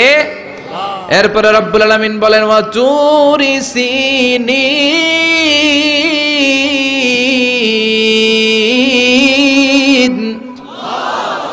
আমি তিন আর জাইতুনের কসম যেমনি কোরআনের মধ্যে করলাম, সাথে সাথে তুর পাহাড়ের কসম কাটলাম। সুবহানাল্লাহ পড়েন। সাউথ সাইনা, দক্ষিণ সিনাইয়ে এই তুর পাহাড়ের অবস্থান। মিশরে দুইটা জেলা আছে, উত্তর সিনাই, দক্ষিণ সিনাই। এই দক্ষিণ সিনাইতে 2285 মিটার উঁচু এই পাহাড়। সাইয়েদনা মুসা আলাইহিস সালাম এই পাহাড়ে উঠে কথা বলতেন কার সাথে? তাওরাতের মতো কিতাবকে আল্লাহ তাআলা কাঠের তক্তার মধ্যে লিখে এই পাহাড়ের উপর নাজিল করেছে। কাঠের তক্তা চিনেন? কাঠ দিয়ে মোটা মোটা তক্তা বানায় না? আল্লাহ নিজ হাতে তাওরাত লিখে এই কাঠের তক্তাগুলো সাইয়েদনা মুসা আলাইহিস সালামকে দিলেন, বললেন যাও, এটার মধ্যে হেদায়েত আছে, নূর আছে, বুরহান আছে, নিয়ে যাও, বনি ইসরায়েলের কাছে দাওয়াতের বাণী পৌঁছে দাও, তুমি বার্তাবাহক, যাও। সাইয়েদনা মুসা আলাইহিস সালাম দেখলেন ছোট্ট ছোট্ট কিছু কাঠের ফলকার তক্তা, ভাবলেন কাঁধের মধ্যে তুলে নিয়ে যাই, এর চেয়েও কত ভারী ভারী জিনিস আমি মুসা কাঁধের মধ্যে তুলে বেড়াই। কিন্তু সাইয়েদনা মুসা আলাইহিস সালাম তক্তার মধ্যে হাত দিয়ে দেখে কাঁধে উঠাবে তো দূরের কথা, নাড়াতেই পারে না। সুবহানাল্লাহ পড়েন। কাঁধে উঠাবে তো দূরের কথা, কি করতে পারে না? নাড়াতেই পারে না। মুসা আলাইহিস সালাম ভাবলেন এদিক দিয়ে মনে হয় শক্ত, ওদিকে মনে হয় নরম, ওদিক দিয়ে ধরি, ওদিকে টান দেয়, ওদিকেও নড়ে না, মাঝখানে ধরে টান দেয়, নড়ে না। ঘটনা কি? এর চেয়ে কত বড় তক্তা কাঁধে লয়ে ঘুরি, আর এগুলো নড়ে না কেন? আল্লাহ জিব্রাইলরে বলেন না একটু হেল্প করতে? আল্লাহ বললেন যাও, তোমারে হেল্প করতে কইছে। মুসা আলাইহিস সালাম বললেন ভাই জিব্রাইল তুমি এদিক দিয়ে ধরো, আমি ওদিক দিয়ে ধরি। আমরা এরকম ধরে বলি না মারো টান হেইয়ো, এই দুইজনে হেইয়ো হেইয়ো শুরু করছে, কিন্তু তক্তা নড়ে না। মুসা আলাইহিস সালাম বললেন চলো পজিশন চেঞ্জ করি, তুমি এদিকে আমি ওদিকে, মারো টান আরো জোরে, কিন্তু তক্তা নড়ে না। মুসা আলাইহিস সালাম বললেন আল্লাহ জিব্রাইলের যে সঙ্গী ফেরেশতা 11 বলো না একটু হেল্প করতে। আল্লাহ বলে যাও হেল্প করে আসো। এবার সবাই মিলে মারো টান আরো জোরে, গায়ে যত জোর আছে মুসা আলাইহিস সালাম তক্তা ধরে টান দিলেন। টানের চোটে প্রত্যেকটা লোমকূপ দিয়ে ঘাম বেরোতে শুরু করেছে। এক একটা টানে কোমরের রক ছিঁড়ে যাওয়ার অবস্থা, কিন্তু তক্তা নড়ে। আল্লাহ ডেকে বললেন মুসা রক ছিঁড়ার দরকার নাই, আর ঘেমে অস্থির আর ঘরমাক্ত হওয়ার দরকার নাই। আসলে তক্তার এত ওজন না, কিন্তু তক্তার মধ্যে যেই বাণীগুলো আছে এই বাণীগুলো কার? এটা আমার বাণী রে মুসা, এগুলো আমার কথা, এগুলো আমার দেওয়া কিতাব, এগুলো সাধারণ দুনিয়ার বাণী নয়, সাধারণ কথা নয়। এই জিনিসটা বোঝাবার জন্য তক্তার ওজন আমি বাড়িয়ে দিয়েছি। এবার ফেরেশতার সাহায্যের দরকার নাই, নিজেই টান দাও, দেখবা উঠাতে পারবা। সাইয়েদনা মুসা আলাইহিস সালাম এখন দেখে টান দিয়ে কাঁধে নেওয়া যায়। সুবহানাল্লাহ পড়েন। এই যে তুর পাহাড় তিনি মুসা আলাইহিস সালামকে দিয়েছিলেন, যেই পাহাড়ের উপরে, পাহাড়টার নাম তাওরাত কিতাব যে তিনি দিয়েছিলেন, যেই পাহাড়ের উপরে, ওই পাহাড়টার নাম কি? তুর পাহাড়। বিশ্বনবী মেরাজে যখন গিয়েছিলেন সাইয়েদনা জিব্রাইল এই তুর পাহাড়ে বিশ্বনবীকে নামিয়ে বললেন অন্ধকার, ইয়া রাসূলুল্লাহ উদউল্লাহ, আল্লাহর কাছে দোয়া করেন। বিশ্বনবী বললেন জিব্রাইল দোয়া করলাম, কিন্তু কোন জায়গায় কোন পাহাড়ের উপরে আমারে নামালা? আমি তো এলাকা চিনি না, পাহাড় চিনি না, কোন পাহাড় এটা? সাইয়েদনা জিব্রাইল বললেন নবী হাদিহি জাবালু মুসা তুর সাইনা, এটা আপনার ভাই মুসার পাহাড়, তুর পাহাড়। সুবহানাল্লাহ। এটার চূড়ায় বিশ্বনবী দোয়া করেছেন। এবং ইয়াজুজ মাজুজের আক্রমণ থেকে বাঁচার জন্য ঈসা আলাইহিস সালাম কিয়ামতের আগে সব মুমিন বান্দাদেরকে নিয়ে তুর পাহাড়ের উপরে উঠবে। সুবহানাল্লাহ পড়ে। আমি নিজেই তুর পাহাড়ের উপরে উঠছি 2 বার জীবনে। আমি মিশরে ছিলাম তো, ওখানে আমি শিক্ষা সফরে 2 বার আমরা প্রায় তুরে সাইনাতে সফর করতাম। ঠান্ডা একটা এলাকা, মিশরে পুরো মিশরে গরম, ওদিকে ঠান্ডা। 3 ধর্মের লোকদের জন্য এটা একটা তীর্থস্থান, সবাই যায়, ইহুদিরা যায়, খ্রিস্টানরা যায়, আমরাও যেতাম। মাঝরাতে তুর পাহাড়ে উঠতে হয়, ফজরের সময় পৌঁছতে হয়, আবার 7টা 8টার দিকে ব্যাক করতে হয়। 10টা 11টার পরে সূর্যের তাপে পাথরের পাহাড় এত গরম হয় ওখানে কোনো মানুষ দাঁড়িয়ে থাকতে পারে না। আমরা উঠতেছি কাঁধের মধ্যে ব্যাগ নিয়ে, খ্রিস্টানরা উঠতেছে, ইহুদিরা উঠতেছে। ওটার উপরে খ্রিস্টানদের একটা চার্চ আছে, গির্জা, ইহুদিদের আছে একটা ছোট্ট সিনাগগ। ইহুদিরা যে জায়গায় নামাজ পড়ে ওটারে কি বলে? সিনাগগ। খ্রিস্টানরা যেটাতে নামাজ পড়ে ওটারে বলে চার্চ, গির্জা। আর আমরা যেটাতে নামাজ পড়ি মসজিদ। আমাদেরও একটা মসজিদ আছে ছোট। ফজরের সময় উঠলাম, উঠে তাকিয়ে দেখি সূর্য কিরণে পুরো তুর পাহাড়ের সিলসিলাতুল জিবাল, পাহাড়ি রেঞ্জ ঝিকিমিকি আলোতে সূর্যের কিরণে চমৎকার এক আভা, রক্তিম আভা ধারণ করেছে। সবাই মিলে আল্লাহর কাছে দোয়া করলাম, এই তুর পাহাড়ের কসম কেটেছে কে? রব্বুল আলামিন বলেন, ওয়াত-তিনি ওয়াজ-যাইতুনি ওয়া তুরি সিনিনা ওয়া হাযাল বালাদিল আমিন। তিনের কসম, জাইতুনের কসম, তুর পাহাড়ের কসম, আর এই নিরাপদ শহরের কসম। এই নিরাপদ শহর দ্বারা উদ্দেশ্য হচ্ছে মক্কাতুল মুকাররমা। নিরাপদ শহর দ্বারা কোন শহর উদ্দেশ্য? মক্কা। যে মক্কার আগের নাম ছিল বাক্কা। মক্কার আগের নাম সবাই বলেন বাক্কা। মক্কার নামে আল্লাহ কোরআন একটা সূরা দিয়েছে, সূরার নাম সূরাতুল বালাদ। লা উকসিমু বিহাযাল বালাদ ওয়া আনতা হিল্লুম বিহাযাল বালাদ। সুবহানাল্লাহ পড়েন। আবার এই শহরের নাম দিলেন আল্লাহ উম্মুল কুরা, জনপদ সমূহের মা। এই শহরের মধ্যে যারা এই প্রবেশ করবে নিরাপত্তা দিবে কে? আবার এই শহরের মাঝখানে আল্লাহ এমন একটা ঘর তৈরি করেছে, গোটা বিশ্বের সব মুসলমান ওই ঘরের দিকে মাথা নুইয়ে সেজদায় লুটিয়ে পড়ে।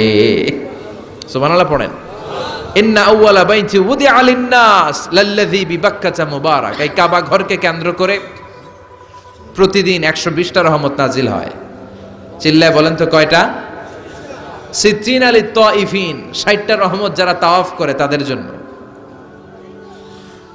40 লিল মুসাল্লিন, 40টা রহমত যারা নামাজ পড়ে তাদের জন্য। 60 আর 40 কত? বাকি আছে কয়টা? ওয়াল 20 লিন-নাযিরিনা ইলাল কাবা, বাকি 20টা রহমত যারা তাওয়াফও করে না, নামাজও পড়ে না, শুধু কাবার দিকে তাকিয়ে থাকে। সুবহানাল্লাহ পড়েন। আবার কাবার 4টা কর্নার আছে, একটা কর্নারের ভেতরে একটা পাথর আছে, এটাকে বলে ব্ল্যাক স্টোন কর্নার, হাজরে আসওয়াদের পাথর। এই পাথরে যেই চুমো দেয়, পাথর ওই চুমোদানকারীর জীবনের সব গুনাহ টেনে শুষে সব নিয়ে যায়।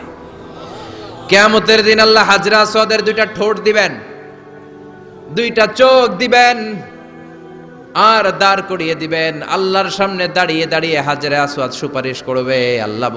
আল্লাহর কাছে বলবে, আল্লাহ এই লোকটা আমারে চুমু দিয়েছে, তার জন্য জাহান্নামের আগুন হারাম করে দাও। এই হাজরে আসওয়াদ পাথরের জন্য আমরা চুমু দিতে পারি, আল্লাহ তৌফিক দাও। জোরে বলেন আমিন। এই নিরাপদ শহরের কসম। শহরটার নাম মক্কা। চিল্লায় বলেন শহরটার নাম। এটার মাঝখানে একটা ঘর আছে, আল কাবা আল মুশাররাফা। লক্ষ লক্ষ মানুষ এই কাবা কেন্দ্রিক প্রতিদিন ছুটতে থাকে। আল্লাহ বলেছেন এটা মাসাবাতান লিন-নাস, মানুষের মিলন কেন্দ্র। লক্ষ লক্ষ মানুষ এই কাবাকে ঘিরে নামাজ পড়ে। প্রতিটা জুমার দিন 10 লাখেরও মোর দেন 1 মিলিয়ন মুসল্লি কাবার চারদিকে জুমার সালাত আদায় করে। সুবহানাল্লাহ পড়েন। আজান হওয়া মাত্রই মৌমাছির মতো মানুষগুলো ছুটতে থাকে। কাবার আজান শুনেছেন? আল্লাহু আকবার, আল্লাহু আকবার,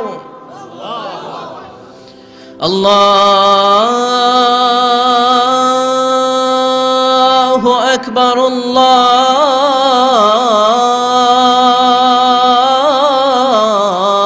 আল্লাহু আকবার। কি সুরেলা আজান, কাবার আজান। আজান হতে দেরি, আজান হতে দেরি। যদি 20-30 তলা হোটেলের কোনো ছাদ থেকে আপনি খেয়াল করেন, দেখবেন মৌমাছির মতো ডানে বায়ে সামনে পেছনে চারিদিক থেকে সারে আল হিজরা দিয়ে, সারে আজিয়াদ রোড দিয়ে, গাজ্জা দিয়ে, জারোয়াল দিয়ে, মেসফালা দিয়ে, ইব্রাহিম খালিলি দিয়ে মানুষগুলো কাবার দিকে ঢুকতে শুরু করেছে। ঠিক কিনা? আবার বিশ্বনবী বলতেন মক্কা তো হাব্বুল বিলাদ ইলাইয়া, মক্কা শহর আমার কাছে সব চাইতে প্রিয় শহর। লাউলা উখরিজিতু লামা খারাজতু, মক্কার কুরাইশরা কাফেররা যদি এই শহর থেকে জোর করে আমারে বের করে না দিত, আমি কোনোদিন মক্কা ছেড়ে দূরে যেতাম না। সুবহানাল্লাহ পড়ে। বিশ্বনবীর জন্মস্থান এই শহর, যেখানে বিশ্বনবী জন্মেছেন ওইখানে আছে মাকতাবা, লাইব্রেরি। কি আছে? হজ ওমরা যারা করেছেন তারা দেখবেন ওখানে গেলেই ফ্রিতে বই দেয়। কি দেয়? বিশ্বনবীর জন্মস্থানে গেলে যেই ভাষার হন, বাঙালি গেলে বাংলায়, ইংরেজ গেলে ইংরেজিতে, পাকিস্তানিরা গেলে হিন্দিতে, সবাইকে ফ্রিতে বই দেয়া হয়। তার মানে বিশ্বনবীর জন্মস্থানে গেলেই বই পাওয়া যায়, ঠিক কি না? বিশ্বনবীর জন্মস্থানের ঠিক পাশেই আবু জাহেলের জন্মস্থান। ওইখানে কি আছে জানেন? হ্যাঁ, হাম্মাম, হাম্মাম আবি জাহাল। বাঙালি হাজিদের বুক ভরা ঘৃণা তার জন্য। বাঙালি হাজিরা বলে আবু জাহিল্লার টয়লেট কই, যাইয়া সব ভরাই দিয়ে আসুন। জেদ্দাতে নেমেই খুঁজতে আরম্ভ করে আবু জাহিল্লার টয়লেট কই। সবাই বলে এই না জেদ্দায় আসলেন, মক্কা তো আর 80 কিলো দূরে, আপনি যাবেন, ওমরা করবেন, বিশ্রাম নেবেন হোটেলে, এরপরে জিয়ারা যখন করায় তখন ওখানে নেয়। কিন্তু নাইম্মাই কই আবু জাহিল্লার টয়লেট কই। কি ক্ষোভ তার প্রতি, না? কি ক্ষোভ আর ঘৃণা! আর বিশ্বনবীর জন্য অন্তর ভরা ভালোবাসা আছে না নাই? এজন্য ইসলাম হচ্ছে শান্তির ধর্ম। জঙ্গিপনা যারা করে, সন্ত্রাসবাদের কথা যারা সমাজে উস্কে দেয়, তাদের জন্য ইসলামে কোনো শান্তি নাই। আবু জাহেল ছিল সন্ত্রাসদের লিডার, ঠিক কি না? Leader of the all terrorist, কুখ্যাত ইন্টারন্যাশনাল সন্ত্রাসী আবু জাহেল। আর বিশ্বনবী ছিলেন মুজাহিদ। বিশ্বনবী কি ছিলেন? মুসা আলাইহিস সালাম ছিলেন মুজাহিদ। ফেরাউন ছিল কুখ্যাত সন্ত্রাসী আর জঙ্গি, ঠিক কিনা? সাইয়েদনা ইব্রাহিম ছিলেন মুজাহিদ আর নমরুদ ছিল জঙ্গি, ঠিক কিনা? যারা ইসলামের পক্ষে কথা বলে তারা মুজাহিদ, আর যারা ইসলামের বিপক্ষে তারা সন্ত্রাস আর জঙ্গি। চিল্লায় বলেন ঠিক কিনা? সে আল্লাহ ডেকে বললেন গোলামুত্তিনি ওয়াজ-যাইতুনি ওয়া তুরি সিনিন ওয়া হাযাল বালাদিল আমিন। 3 ফলের কসম, জাইতুনের কসম, তুর পাহাড়ের কসম, বিশ্বনবীর জন্মস্থান মক্কাতুল মুকাররমার কসম। 4টা জিনিসের কসম কেটেছে কে? আল্লাহ। কয়টা জিনিসের? 4টা জিনিসের কসম কেটে আল্লাহ একটা কথা বলবেন। ওই কথাটার গুরুত্ব বেশি না কম? লাকাদ খালাকনাল ইনসানা ফি আহসানি তাকওয়িম। সবাই পড়েন, লাকাদ খালাকনাল ইনসানা ফি আহসানি তাকওয়িম। নিশ্চয় আমি মানুষের চেহারাটারে, আকৃতিটারে বড্ড চমৎকার আকৃতি দিয়ে তৈরি করেছি। সুবহানাল্লাহ। মানুষের মতো কোনো সুন্দর প্রাণী পৃথিবীতে নাই। আছে? গরু দেখবেন সবগুলোর চেহারা একরকম। কুকুরের অলমোস্ট সব কুকুরের কেন্দ্রীয় চেহারা এক, সব ছাগলের কেন্দ্রীয় চেহারা এক, কিন্তু একটা মানুষের সাথে আরেকটা মানুষের চেহারা মিলে? আমার সাথে হুজুরের চেহারার মিল আছে? হুজুরের সাথে ভাইয়ের, ভাইয়ের সাথে আপনার। 700 কোটি মানুষ নাকি পৃথিবীতে এখন আছে। এই 700 কোটির সাথে একটার লগে আরেকটার মিলে? কত 700 কোটি ময়রা কবরে ভূত হয়ে রয়েছে, একটার সাথে আরেকটার মিল ছিল? আরো কত 700 কোটি যে কিয়ামতের আগে আসবে, একজনের সাথে আরেকজনের চেহারার কোনো মিল খাবে?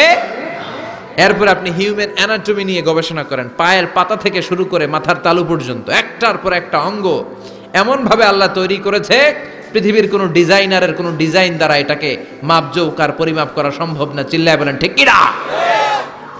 এজন্য আল্লাহ বললেন লাকাদ খালাকনাল ইনসানা ফি আহসানি তাকওয়িম। মানুষকে চমৎকার আকৃতি দিয়ে তৈরি করেছে কে? আল্লাহ। আমাদের যেই অঙ্গটা ঠিক যেখানে বসানো দরকার, ঠিক সেই অঙ্গটা আল্লাহ তাআলা ওইখানেই বসিয়েছে, ঠিক কি না? আল্লাহর সৃষ্টির মধ্যে কোনো খুঁত ধরার, ভুল ধরার ক্ষমতা কারো আছে? এক লোক বট গাছের তলায় বসে বিশ্রাম নিচ্ছে, আর বট ফল দেখে অবাক যে এত মোটা বট গাছ, ফলগুলো এত ছোট। বট ফল ছোট হয় না নাকি এত বড়? আর পাশেই ছিল কুমড়া গাছ, লাউ গাছ। আল্লাহরে গালে দিতেছে, আল্লাহর কি রুচি! চিকন চিকন কুমড়া গাছ, চিকন চিকন লাউ গাছ, এত বড় ফল, আর ইয়া মোটা বট গাছ, এতটুকু ফল। আল্লাহরে গালি দিতে দিতে ঘুমায় গেছে। আল্লাহরে গালি মারতে মারতে কখন যে ঘুমায় গেছে নিজেও জানেন। হঠাৎ একটা বট ফল পড়ছে একেবারে নাকে, লাফ দিয়ে উঠেছে। উঠে দেখে নাক দিয়ে রক্ত বেরোচ্ছে, ব্লিডিং। নাকের রক্ত মুছে আর পড়তে আরম্ভ করছে আলহামদুলিল্লাহ। কি পড়ে? মনে মনে কয় আল্লাহরে কেন গালি দিলাম, ওই কুমড়া যদি এইখানে হইতো, ওই লাউ যদি এইটার উপরে হতো, কুমড়া যদি একটা নাকের উপরে পড়তো, আমি নিজেই কুমড়া হইয়া যাইতাম। ঠিক কি না? সুবহানাল্লাহ পড়েন। মা খালাকতা হাযা বাতিলা, এমনি এমনি আল্লাহ কিছু বানায় নাই, যেখানে যেটা যতটুকু দরকার সেটা করে দিয়েছে কে? আল্লাহ। চোখ যেখানে থাকা দরকার চোখ দিছে কে? আল্লাহ। নাক যেখানে দরকার নাক দিছে কে? আল্লাহ। চোখ কান এদিকে না হইয়া যদি অন্যদিকে হইতো সুবিধা হইতো? চোখ দুইটা মনে করেন এদিকে নাই, আছে এদিকে, এদিকে একটা চোখ, এদিকে, সুবিধা হইতো? খাওয়ার সময় আমরা প্রথমে দেখি, নাক দিয়ে শুকি, তারপরে মুখে মারি, ঠিক কি না? তো চোখ যদি পিছনে হইতো প্রত্যেকটা খাবার নিয়ে চোখটা দেখানো লাগতো এইভাবে, তাই না? নাকও যদি এইখানে না হয়ে এদিকে নাকটা হইতো, খাবার নিয়ে ঘ্রাণ শুকতে চাইলে পেছনে নিয়ে। দেখেন কি সেটিং। চোখ যদি এইখানে না থেকে মাত্র 2 ইঞ্চি উপরে যদি আল্লাহ দিত, এদিকে একটা চোখ এদিকে একটা চোখ, সেজদা দিতে পারতেন? চোখ বন্ধ করে সেজদা দেওয়া লাগতো, ঠিক কিনা? ফুটবল খেলতে পারতেন? ফুটবলে হেড দিলেই ডিমের মতো পোষ হয়ে যেত চোখ দুইটা। সুবহানাল্লাহ পড়বেন না? দেখেন কানের কি সেটিং। কান যদি এইখানে না দিয়ে এই কানটা এই বগলের নিচে দিত, আর এই কান যদি এই বগলের নিচে দিত, আজকে ওয়াজ শুনতেন কেমনে? এমনে। হাত তোলেন সবাই। 1.5 ঘন্টা হাজারি সাহেবের আলোচনা এমনে থাকেন, 1.5 ঘন্টা হাত দুইটা তুলে থাকা যায় তো? হাত নামাইলে ওয়াজ শোনা যায় না, হাত উঠাইলে শোনা যায়। সুবহানাল্লাহ পড়েন। যেখানে যেটা যেভাবে দরকার দিয়ে দিয়েছে কে? আবার এখানে এয়ার ক্যানেল দিলেন। অনেকে কয় এগুলা দিছে কেন? এই ক্যানেল কিন্তু দরকার। ক্যানেল না থাকলে আপনার কথা ঢুকবে না, আপনি বুঝবেন না। অনেকের এই কানের ডিফেক্ট আছে, ডিফর্ম বেবি, এই রোগ নিয়ে জন্মাইছে, কানে মেশিন লাগানো লাগে, এই ক্যানেলের সমস্যা। এটা কেটে দিলে আপনি কান কাটা রমজান, কান কেটে দিলে আপনি কান কাটা রমজান হয়ে যেতেন। এই ক্যানেল দিয়ে ঘুরে ঘুরে সাউন্ড ওয়েভ গুলো যায়, ফলে আমরা শুনতে পাই। এই ক্যানেল না থাকলে শুনতে পেতাম না। তার মানে মা খালাকতা হাযা বাতিলা, এমনি এমনি কিছু দেয় নাই। 206টা হাড্ডি দিয়ে আমাদের মানুষের দেহ, ছোট্ট হাড্ডিটা আল্লাহ দিয়ে দিছে এখানে। এটার ভিতরে একটা ড্রাম আছে, এটার বলে এয়ার ড্রাম। সাউন্ড ওয়েভ, শব্দ তরঙ্গ এয়ার ড্রামে নক করে, এরপরে outer air, middle air, inner air হয়ে ইলেকট্রিক্যাল সিগন্যালের মাধ্যমে যাই দেখে যায়, ব্রেনের সাথে কানেক্ট হতে হলে ইলেকট্রিক্যাল সিগন্যাল দিয়ে কানেক্ট হতে হয়। এই সাউন্ড ওয়েভ, শব্দ তরঙ্গগুলো ইলেকট্রিক্যাল সিগন্যাল দিয়ে ট্রান্সমিট হয়ে ব্রেনের হেয়ারিং নার্ভ, শুনবার যে স্নায়ু, ওইখানে নক করে। নক করা মাত্রই শব্দ তরঙ্গ আপনার শুনবার অনুভূতি জাগায়। এই সূক্ষ্মাতি সূক্ষ্ম কাজ কত ছোট্ট আর অল্প সময়ে করে দিচ্ছে কে? আল্লাহ। চোখ দিয়ে তাকানো মাত্রই দেখি কত রঙের রং দেখি। Human eyes can identify, can recognize more than 10 million colours. আমার কথা না, চক্ষু বিশেষজ্ঞদের কথা। মানুষের চক্ষু 10 মিলিয়নেরও বেশি রং, 1 মিলিয়নে 10 লাখ, 10 মিলিয়নে 1 কোটি, 1 কোটিরও বেশি ধরনের রং এই চোখ শনাক্ত করতে পারে। সাইজ মাত্র 2 মিলিমিটার। ছোট্ট এই চোখ দিয়ে এত কিছু দেখার সুযোগ দিয়েছে কে? আল্লাহ। এই দুটি চোখ দিয়েছি বলে দেখো যে কত অপরূপ নয়নাভিরাম, খেতে খামারের জোড়ায় জ্বালা বিধুর ধু, তোমার দেয়া চোখের শুকুর জানাবো তার ভাষা কই, যতই দেখি ততই যেন পলক ছাড়া চেরই। সুবহানাল্লাহ পড়ে। যতই দেখি ততই যেন পলক ছাড়া চেরই। এভাবে আমাদের দেহের প্রতিটি অঙ্গ সেটআপ করেছে কে? আল্লাহ। আল্লাহু আকবার। এজন্য রব্বুল আলামিন বলেন লাকাদ খালাকনাল ইনসানা ফি আহসানি তাকওয়িম, আমি মানুষকে সবচাইতে সুন্দর আকৃতিতে তৈরি করেছি। সুবহানাল্লাহ। আমরাই শুধু মাথা উঁচু করে দাঁড়াতে পারি, গরু এরকম মাথা উঁচু করে দাঁড়াতে পারে? গরুর মাথা নিচে, ছাগলের মাথা নিচে, সবার মাথা নিচে। মানুষই 2 পায়ে ভর করে শির দ্বারা, মানে স্পাইনাল কর্ডের উপর টান টান হয়ে মাথাটা উঁচু করে এইভাবে দাঁড়ায়। পৃথিবীতে একটাই সৃষ্টি, এজন্য আল্লাহ সৃষ্টির নাম দিয়েছে আশরাফুল। যে মাখলুকাতের কাছে নূরের ফেরেশতাও সেজদা দিতে বাধ্য হয়েছে, ঠিক কি না? তুমি মাটির আদমকে প্রথম সৃষ্টি করিয়া ঘোষণা করিয়া দিলে শ্রেষ্ঠ বলিয়া, তাই তো নূরের ফেরেশতা করে আদমকে সেজদা, ঠিক কি না? তাই তো নূরের ফেরেশতা করে আদমকে সেজদা, সবার চেয়ে সম্মান দিলে মাটির আদমকে। আল্লাহু আল্লাহু তুমি জাল্লে জালালুহু, শেষ করা তো যায় না গে তোমার গুণগান। আল্লাহু আল্লাহু, সুবহানাল্লাহ পড়েন। আশরাফুল মাখলুকাত বানালেন। এত বৈচিত্র্য মানুষকে আল্লাহ দিয়েছেন, বিবেক দিয়েছেন, আবেগ দিয়েছেন, বাক শক্তি, কথা বলার ক্ষমতা। কোন প্রাণীর আছে? সুবহানাল্লাহ কইবেন না? বিবেক দিয়েছেন, আবেগ দিয়েছেন, বাক শক্তি দিয়েছেন, উপলব্ধি করবার মতো ক্ষমতা দিয়েছেন। আশরাফুল মাখলুকাত বানিয়েছেন এই মানুষকে। এই মানুষের মধ্যে আল্লাহ অনেক ক্যাপাসিটি দিয়েছেন। আবার আল্লাহ বললেন, ওয়ামিন আয়াতিহি খালকুস সামাওয়াতি ওয়াল আরদি ওয়াখতিলাফু আলসিনাতিকুম ওয়া আলওয়ানিকুম ইন্না ফী যালিকা লাআয়াতিন লিল আলিমিন। আমার সৃষ্টির মধ্যে অসাধারণ সৃষ্টি, আকাশ এবং জমিন সৃষ্টি, গায়ের রঙের ভিন্নতা, ভাষার ভিন্নতা। সুবহানাল্লাহ। আমরা কোন ভাষায় কথা বলি? কথা বলেন। আপনি কি মনে করছেন সারা ওয়ার্ল্ডে এই ভাষায় কথা বলে?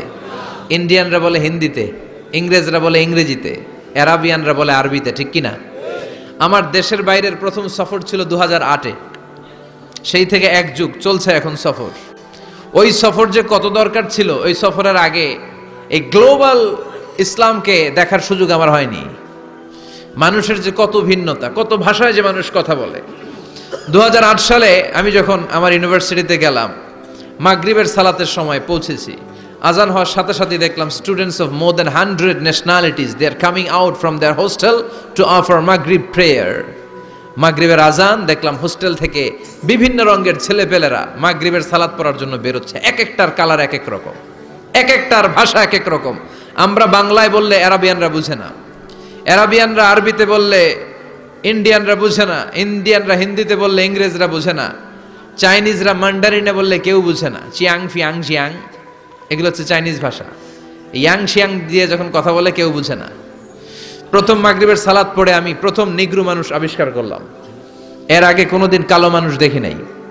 সালাম ফিরে ডানে দেখে এক নিগ্রু, বায়ে দেখে আরেক নিগ্রু। আমি মনে করছি কেরামান কাতিবিন। এই নিগ্রু দেখে আমি দিছি দৌড়। সবাই কয় দৌড়ান কেন? আমি বললাম এরা কারা? আমারে বলা হলো এরা আপনার বন্ধু। এরা কি? এই কালো লোক নাকি আমার বন্ধু। বললো 5 বছর এই নিগ্রুদের সাথে আপনার থাকতে হবে। 100টারও বেশি দেশের ছাত্র আমরা একসাথে থেকেছি। কারো ভাষা কেউ বোঝে না, কারো গায়ের রঙের সাথে কারো গায়ের রঙের মিল নাই। চিল্লায় বলেন সুবহানাল্লাহ। এজন্য রব্বুল আলামিন বললেন, লাকাদ খালাকনাল ইনসানা ফি আহসানি তাকওয়িম, আমি মানুষকে চমৎকার আকৃতিতে তৈরি করেছি। সুম্মা রাদাদনাহু আসফালা সাফিলিন, তারপর মানুষকে আমি আবার নিম্নমুখী করেছি। মানুষের সৌন্দর্যটা সব সময় থাকে না। এই যে যুবক অবস্থায় আমাদের কি সুন্দর চামড়া, কি সুন্দর দেহ, বয়স যখন 70-80 হবে এরকম থাকবে? কথা বলেন না। এই কালো দাড়িগুলো সাদা হয়ে যাবে, বয়সের ভারে মিজানুর রহমান আজহারী নুজ্জ হয়ে যাবে, লাঠি লাগবে তখন। তখন স্টেজে উঠবে, হায়াতে বাসায় থাকলে লাঠি নিয়ে উঠতে হবে। কথা কন। আমার নানা বাইরে দেখতাম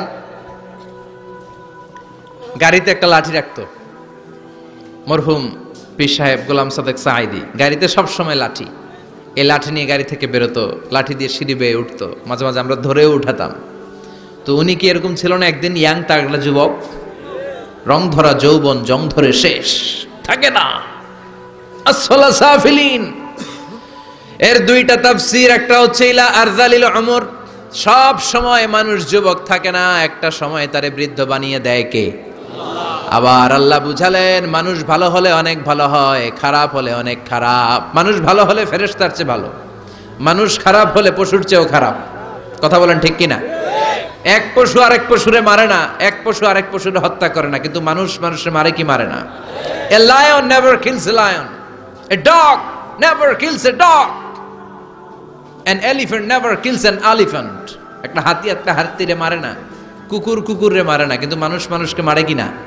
এজন্য আল্লাহ বললেন লাকাদ খালাকনাল ইনসানা ফি আহসানি তাকওয়িম সুম্মা রাদাদনাহু আসফালা সাফিলিন ইল্লাল্লাযীনা আমানু ওয়া আমিলুস সালিহাতি ফালাহুম আজরুন গায়রু মামনুন। দুই শ্রেণীর মানুষের এই বিপদ নাই, যারা ঈমান এনেছে, সৎ কর্ম করেছে।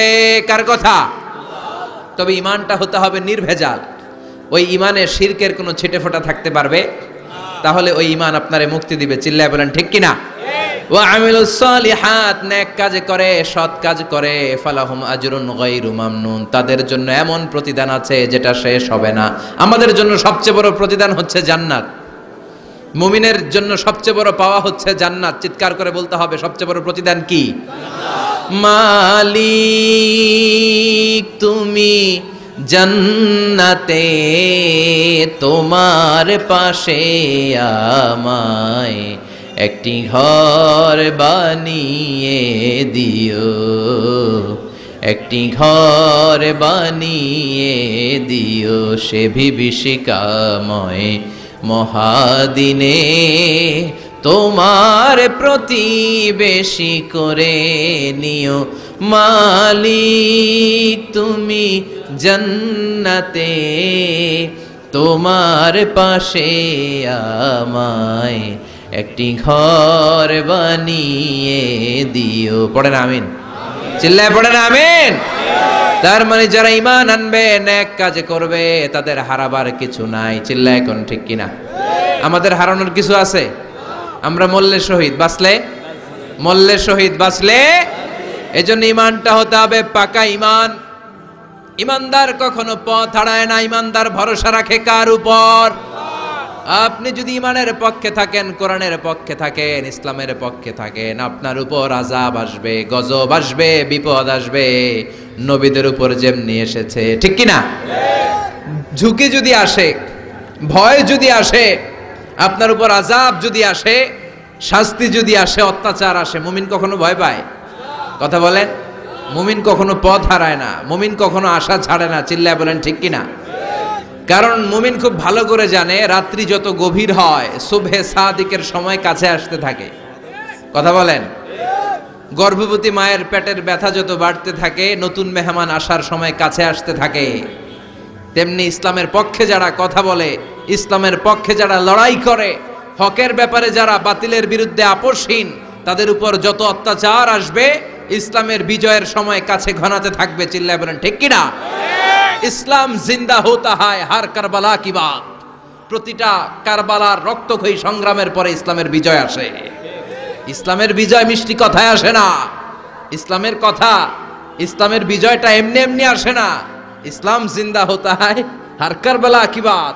প্রতিটা কারবালার রক্তক্ষয়ী সংগ্রাম দিয়ে ইসলামের পতাকা উড়ে। চিল্লায় বলেন ঠিক কিনা? সে আল্লাহ বললেন ইল্লাল্লাযীনা আমানু ওয়া আমিলুস সালিহাতি ফালাহুম আজরুন গায়রু মামনুন ফামা ইউকাযযিবুকা বা'দু বিদ্দীন আলাইসাল্লাহু বিআহকামিল হাকিমিন। ও নবী, এরপরেও কোন জিনিস তাদেরকে ইসলাম থেকে দূরে রাখে? তাদেরকে জিজ্ঞেস করেন, আমি কি শ্রেষ্ঠতম বিচারক নই? সব বিচারকের শ্রেষ্ঠ বিচারক কে? কার বিচারে কোনোদিন জুলুম হয় না? চিল্লায় বলেন। আল্লাহর বিচারে কেউ কোনোদিন ঠকবে? তিনি সবচেয়ে শ্রেষ্ঠতম বিচারক। বিষ্ণু বললেন সূরাতুত তিন তেলাওয়াত করতে করতে কেউ যখন এই অষ্টম আয়াতে চলে আসে, সেজন্য বলে বালা ওয়া আনা আলা যালিকা মিনাশ শাহিদিন। আল্লাহ, আমি সাক্ষ্য দিচ্ছি আপনি শ্রেষ্ঠ বিচারক। আপনার চাইতে শ্রেষ্ঠ বিচারক হতে পারে না। দুনিয়াতে যে বিচারগুলো পান নাই, আপনি কি মনে করছেন আখিরাতে এই বিচার হবে না? কথা বলেন। আপনার উপর জুলুম করা হয়েছে, আপনাকে নির্যাতন করা হয়েছে, এগুলোর বিচার করবে কে? আল্লাহ। আপনার জমি মেরে খেয়ে দিয়েছে, আপনার সম্মান নষ্ট করেছে, বিচার করবে কে? আল্লাহ। যত অন্যায় বিচার পৃথিবীতে হয়েছে, এগুলোর নতুন করে বিচার হবে। সেই বিচারকের, সবচেয়ে বড় বিচারকের ভূমিকা পালন করবে আমাদের আল্লাহ। আহকামুল হাকিমিন। আল্লাহ put a question to the audience, to the মুমিনিন। মুমিনদের কাছে আল্লাহ একটা প্রশ্ন রেখে এই সূরাটা শেষ করেছেন। আলাইসাল্লাহু বি আহকামিল হাকিমিন, আমি কি শ্রেষ্ঠতম বিচারক নই? এজন্য আমাদের ভরসা সবসময় একজনের উপর, তিনি কে? আল্লাহ। আর মুমিন কখনো আশা হারায় না। মুমিন তাওয়াক্কুল করে কার উপর? আল্লাহ। ভরসা রাখে কার উপর? আল্লাহ। বিপদে আপদে সকালে বিকালে সর্বাবস্থায় ফরিয়াদ করে একজনের কাছে, তিনি কে? আল্লাহ। আল্লাহ আমাদের সবাইকে কথাগুলো বুঝার আমল করার তৌফিক দান করুক। আমরা পড়ি আমিন। আর জোরে পড়েন আমিন। সুবহানাকাল্লাহুম্মা ওয়া বিহামদিকা আশহাদু আল্লা ইলাহা ইল্লা আনতা আস্তাগফিরুকা ওয়া আতুবু ইলাইক।